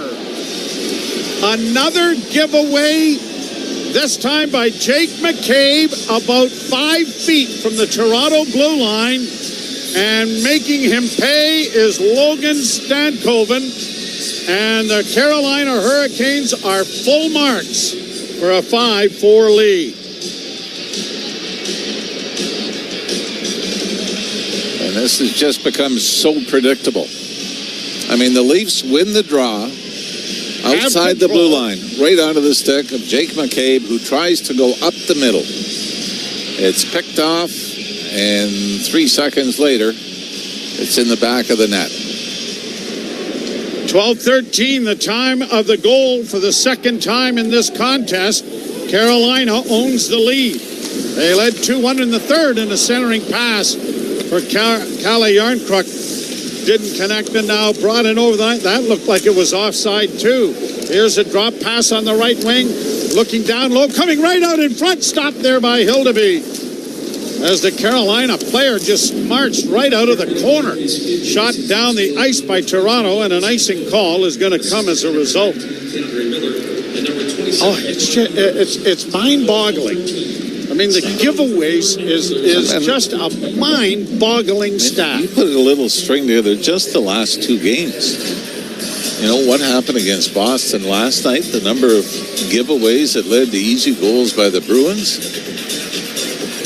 And that, like I said, even there's so many times you can count 5-6 touches on one play in their own end, and they're unable to get the puck out over the blue line. I don't know if we don't see this game a little differently than maybe the official statistician. But would you believe that Carolina has given the puck away more than the Maple Leafs have? No. Well, 12-10. 10. Well, we can go by the severity. Yes, I suppose. Now here's Michelli in over the line, right wing side. Roy had a man going to the front of the net, but chose not to try to get it to Brandon Carlo, and it is taken back by Carolina, who play it down into the Toronto end. A long lead pass for Michelli. Michelli in over the line, around the boards, but no one supporting over there. And again, Carolina launches it high down into the Toronto zone. They'll bank it out and deflect it to the Carolina blue line, but here are the Hurricanes getting it down into the Toronto end. Tavares can't get it out initially. Rolls in on goal. Knocked away there by Hildeby. Puck goes around back of the net. Trying to come out in front. Stankoven gets it back to the point. Our wrist shot from an angle was stopped. And the rebound, again, not cleared initially. But now Tavares will get it out over the line. Robertson couldn't break with it. Forcing Riley to chase back now into the corner and get it up on the wing for McMahon. Bobby McMahon to center. Off Tavares is sticking into the zone. Goaltender plays it away and gets it out at center ice. Shots on goal, by the way, Joe, here in the third period. 16 for Carolina, 2 for the Leafs. Shot down into the zone now, and it's not like one team didn't play last night. Carolina was in Buffalo. Played high to the line. Knocked away. Nylander chopped at it, shot in on a bounce that is handled by Hildeby, and now a long lead pass for Nyes. He got in over the line, but ran into a traffic jam there, able to keep it in around back of the net for Nylander. Feed for Matthews didn't connect. Pinching here is the Leaf defense. McCabe keeps it into the corner. Nylander along the boards. Matthews hovering out in front of the net, but they can't get him the puck, and it is cleared by Carolina down into Toronto territory. 4:48 to play in the third. The Leafs trail by a goal. McCabe off Yarncrook into Carolina territory as the Leafs change. Time and space here for the Hurricanes to get it out. Riley shoots it right back in again. Far side, Yarncrook. Got it back towards Domi, back of the net. Trying to come out in front of the net. It did come out, but unable to get a shot away. Blade did a nice job of getting it there. Now brought in offside by Carolina. And a face-off will come in neutral ice with 4:15 to play in the third. And the Maple Leafs in danger of losing back-to-back games here as they trail 5-4 to the Carolina Hurricanes. You're listening to Molson Leaf Hockey on Sportsnet 590, The Fan, and the Maple Leafs Radio Network. The best of live sports talk are on Sirius XM. Weekday mornings, hear Dan Patrick at 9 on NBC Sports Radio, Channel 85. Running backs are the best supporting actors. They can't win Best Actor. At 1, it's the Stephen A. Smith Show on Mad Dog Sports Radio, Channel 82. Check me out for my passionate, unfiltered take on the world of sports. And then at 3, it's the Mad Dog, Christopher Russo. Anybody you ask knows I'm 100% right. Hear from legends of the game, only on Sirius XM and the Sirius XM app. I love it. Just talk. Under review. And stop making excuses for bad goaltending. And is it bad? Is it horrendous? If you don't win because you don't make a save or two, yeah. The nature of it is the goaltender is responsible for 90% of the action. He's got to stop the puck. Why do we keep making apologies for goaltending? Stop it. Under review with Mick Kern. 11 a.m. Eastern on NHL Network Radio, Sirius XM 91, and the Sirius XM app.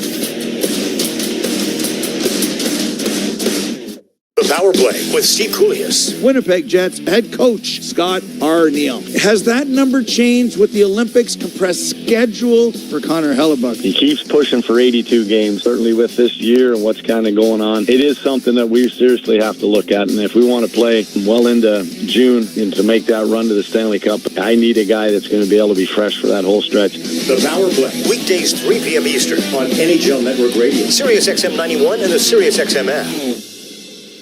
The best hockey lives here. Burns gets it back. Stick handles to the backhand. Loose in front. Score! NHL play-by-play on Sirius XM. The Leafs Radio Network. 4 minutes and 15 seconds to play. Third period. Toronto trailing 5-4 to the Carolina Hurricanes. And the Hurricanes win the draw. And they're going to roll it into the near corner in the Toronto end. Riley pins his man, but the puck comes back to the point. Unable to get it out was Joshua. Riley on the far side, flipping it along, but Stahl cuts that off. He'll work back into the corner. Carlo got a piece of it, but Stahl has it again, wiring it back to the point. Long shot blocked, and Michelli can't get it out. Riley again reverses the puck. Time and space now for Brandon Carlo. Got it ahead. And they'll play it back as the Leafs are in the midst of a change. It's the other thing, when you spend as much time in your own end, when you finally do get it out, you're gassed and you're trying to get a line change, so the only thing you can do is give the puck away because you're shooting it in. But the number of passes from their own end that they're trying to force, right? You know, that you're trying to force it up the middle. You're trying to force it through 2 or 3 players. And that leads to the turnover and everybody going the wrong way. Played into the Carolina zone. Nylander couldn't block a clearing attempt by the goaltender, and the Hurricanes get it to center and then down into Toronto territory, and Jake McCabe turns. He'll find Oliver Ekman-Larsson. Off of Matthews, sticking into the zone it goes. Goaltender Busey playing it into the corner, but it is going to be poked out at center ice. Oliver Ekman-Larsson races after it to get it back to McCabe, and now it's returned, and OEL skates in on the left wing. Drop pass for Nyes. Flipped into the corner. Defenseman is back of their goal. 2:53 to play. Net still filled with Hildeby yet. And now here's a 3-on-2 rush for Carolina into the slot area. Nice from a shot right on. Big rebound through the goal crease and out the back door. And in now swallowed up by Hildeby with 2:39 to play. And that 3-on-2 turned into a 4-on-2 in a hurry. And Carolina, it starts from beside their own net. passes later, everybody's trapped, and Hildeby had to come up with a brilliant right shoulder save, and then got fortunate that the rebound was swept across the goal line and out the other side. Hate to say it, but 2 moments in the last 2 nights, Willie Nylander with empty nets. Boston last night hit the post. Could have given the Leafs, what, a 2-goal lead? Yep. Bouncing puck in front of the Leaf goal. Knocked down there. Sticks all over the place. Robertson has to go and find his. And the puck goes back to the goal, and Carolina unable to reach it. Now Bobby McMahon trying to skate it out. Gives the puck away on the left wing side. Kept in there by Carrier. Dished by Stahl. Carrier's long shot is blocked in front of the goal. Played back to the blue line. Kept in again by Carolina. Walker into the corner. Trying to get it around is Roy. And now he'll feed it ahead. The Leafs get it out. But again, they're in need of a change and have no legs to go into the forecheck. 40-second shift in their own end. Rink wide. Here's a chance now for Carolina. Shot, and it is deflected into the screen by the Leaf defenseman Oliver Ekman-Larsson as Svechnikov let it go. 19-2 shots for Carolina here in the third period as they are looking for the first come-from-behind win in the third period this season, or when trailing after the second. And the Leafs in danger of losing for the first time when taking a lead into the third.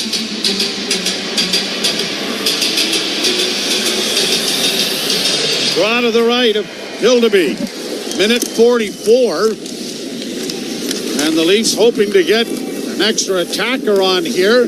Again, a pass ahead at center, but Nyes was stationary. There was no way of going anywhere. Now he has to skate all the way back into his own end.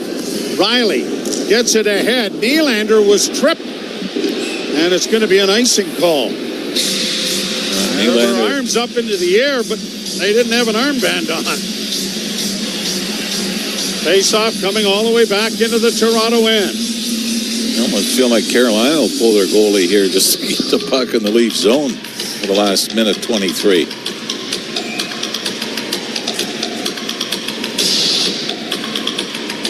Draw to the right of Hildeby. Matthews lost the face-off, and Carolina will try to play keep away here, and they have it in the near corner. Back along the boards. Martinook trying to pin it there. Stahl gets it back to the point. Now a long shot stopped by the goaltender. The puck is still free in front. Stahl with a shot is stopped. Carrier with the rebound. Can't get it free. The Leafs are pinned in their own end. They're not going to get any kind of momentum going in the right direction because they're going to be gassed just trying to play it off in their own end. A lead pass finds Matthews.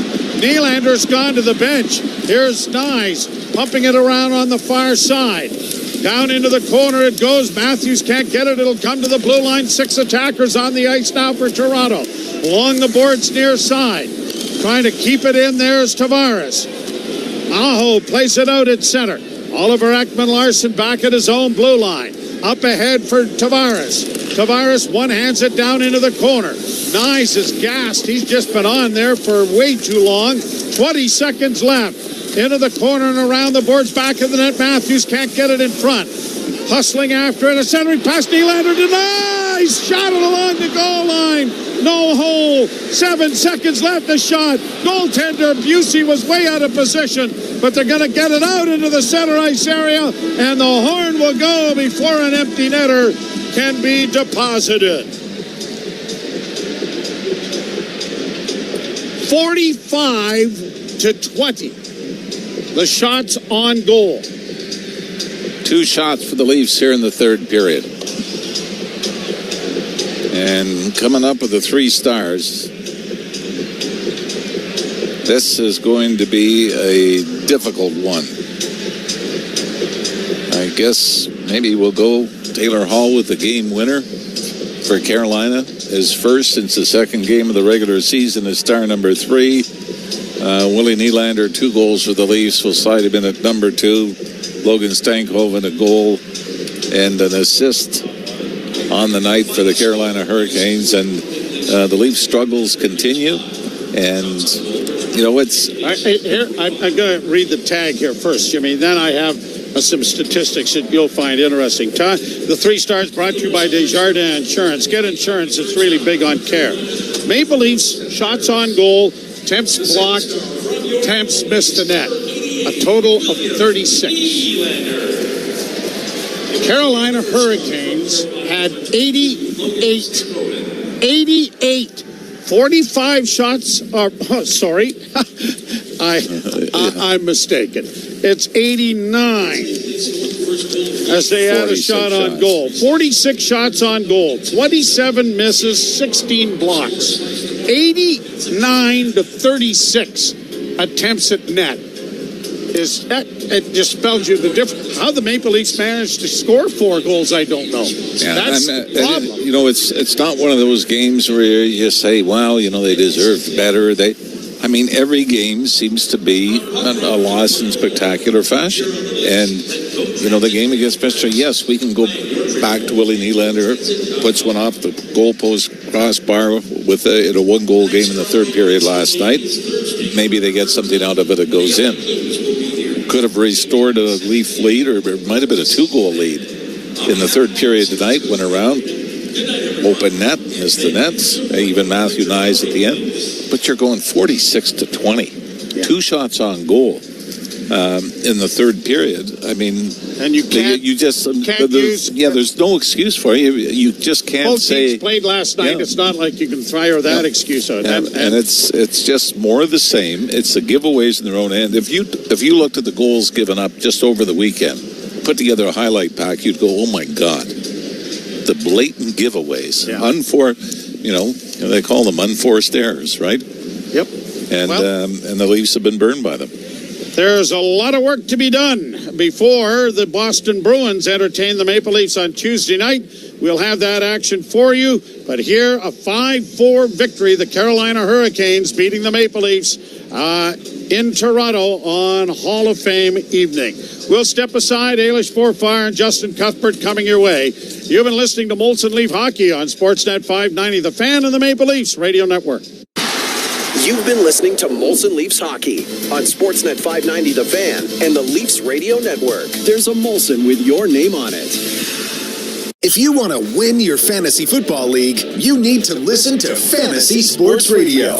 From lineup decisions to daily fantasy to waiver wire advice, injury updates, and so much more. You cannot afford to drop a running back. Our experts will help you dominate. Don't ever bench your stars. I don't care if they're playing a good defense. Play them every single week. Set your lineup with Fantasy Sports Radio. Your home for fantasy football all season long. Channel 87 and on the Sirius XM app. Nothing puts you closer to the action than Sirius XM NHL Network Radio. St. Louis Blues General Manager Doug Armstrong, Alex Steen, speak to where that's at, the succession plan, and he is going to be the manager after this season. You have to know when your expiration date is with the group, and I think it was time to be honest with myself that the organization itself needed to change, and we're excited to have Alex ready to take over. Sirius XM NHL Network Radio, Sirius XM 91.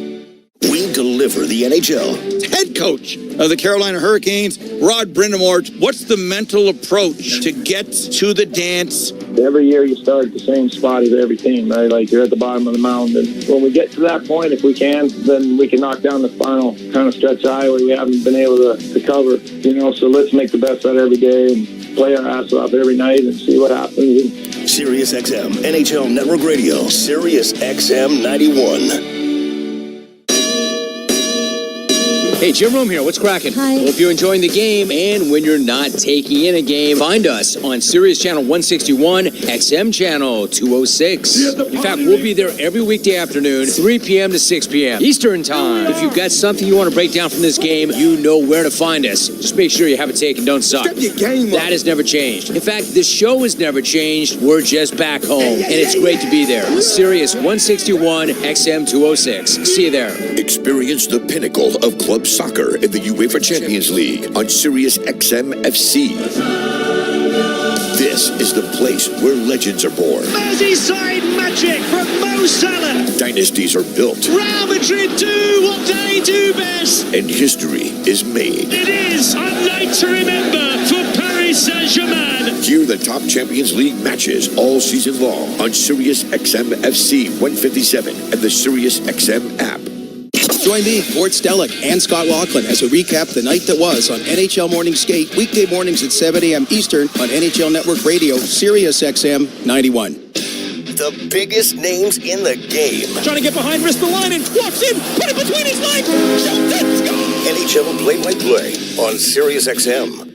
Join me, Scott Laughlin, and Gord Stellick, along with former NHLer Mike Johnson for NHL Morning Skate, weekday mornings, 7 a.m. Eastern on NHL Network Radio, Sirius XM 91. MLS, NWSL, the USL, and more covering the beautiful game here at home. American soccer lives on Sirius XM FC 157. Leafs Radio Network. 5-4 loss for the Leafs. I think our record as... Justin. Don't say it. It's not. You don't need to. Okay. Well, another loss while we're on the air. To accept culpability when the Toronto Maple Leafs were outshot in the third period, 21-2. We couldn't have done anything. 21-2. That's terrible. 21-2 in the third period, and over the latter two frames, 34-10. I think that's not on us. You're right. It is on this team. And an ugly way to finish this game, to finish this weekend. 2 losses at the hands of the Boston Bruins and the Carolina Hurricanes on a special night where they started really great. That first period was some of the best hockey we've seen the Leafs for a while. Great goal scoring, good puck movement, power play was buzzing. The big guys were getting on the board. Like we were feeling pretty good. And then it all came to a halt over the last 2 periods and a 5-4 loss. Tonight, they'll get a chance to avenge themselves soon against the Bruins, at least. That will be Tuesday night's game. But it's just not a good look to kind of come to a skidding halt after a great period to begin the game. No, I think the game felt better than it actually was going because there was actually really good offensive moments that produced goals for the Maple Leafs in the game. Like there was like a lot of good stuff, a lot of stuff to be pretty pumped up about, leading to actual goals that were giving the Leafs an actual lead. But other than those moments, it was pretty rare to see anything that was overly positive. And just looking at the box score, 2 points for Matthews, 2 points Tavares, 2 points Nyes, 2 points Nylander. A couple other guys had points, but it was like, yeah, the top guys did something, and the contributions after that were nearly null. Unfortunately, because you can't build up shot attempt disadvantages and shot disadvantages that extreme if things were humming pretty good, and they weren't. They just had their best guys have a couple good moments, and that was it. They fell to 6th place in the Atlantic with tonight's loss with 17 points. The leader, the Canadians, have 22, so it's a bit of crushed standings. But Red Wings, Lightning, Sens, Bruins, and Canadians all ahead of the Maple Leafs. Only the Panthers, crazy, and the Sabres below them in the Atlantic. So these points are important. Like, I mean, I know it's November 9th, but you don't want to have to dig yourself out a hole all year. No, you don't. And, I mean, measuring stick, I'm not sure how important it really is. Second night of a back-to-back, I think you can make excuses if you really want to. But beating good teams, there are only like a select group of teams there that you look at in the National Hockey League right now and think, okay, that would be an accomplishment beating this team. Whether it's Vegas or Carolina, go down the line, Colorado. There's only a couple where they stand out because everyone else is kind of blending into one another, as you mentioned, with the crushed can standings that we currently see. But Carolina is one of those teams because Carolina is going to give you that every single time they play you, to credit Rod Brind'Amour having that repeatable as it is. But they didn't withstand it. They weren't actually able to withstand what is the Carolina pressure because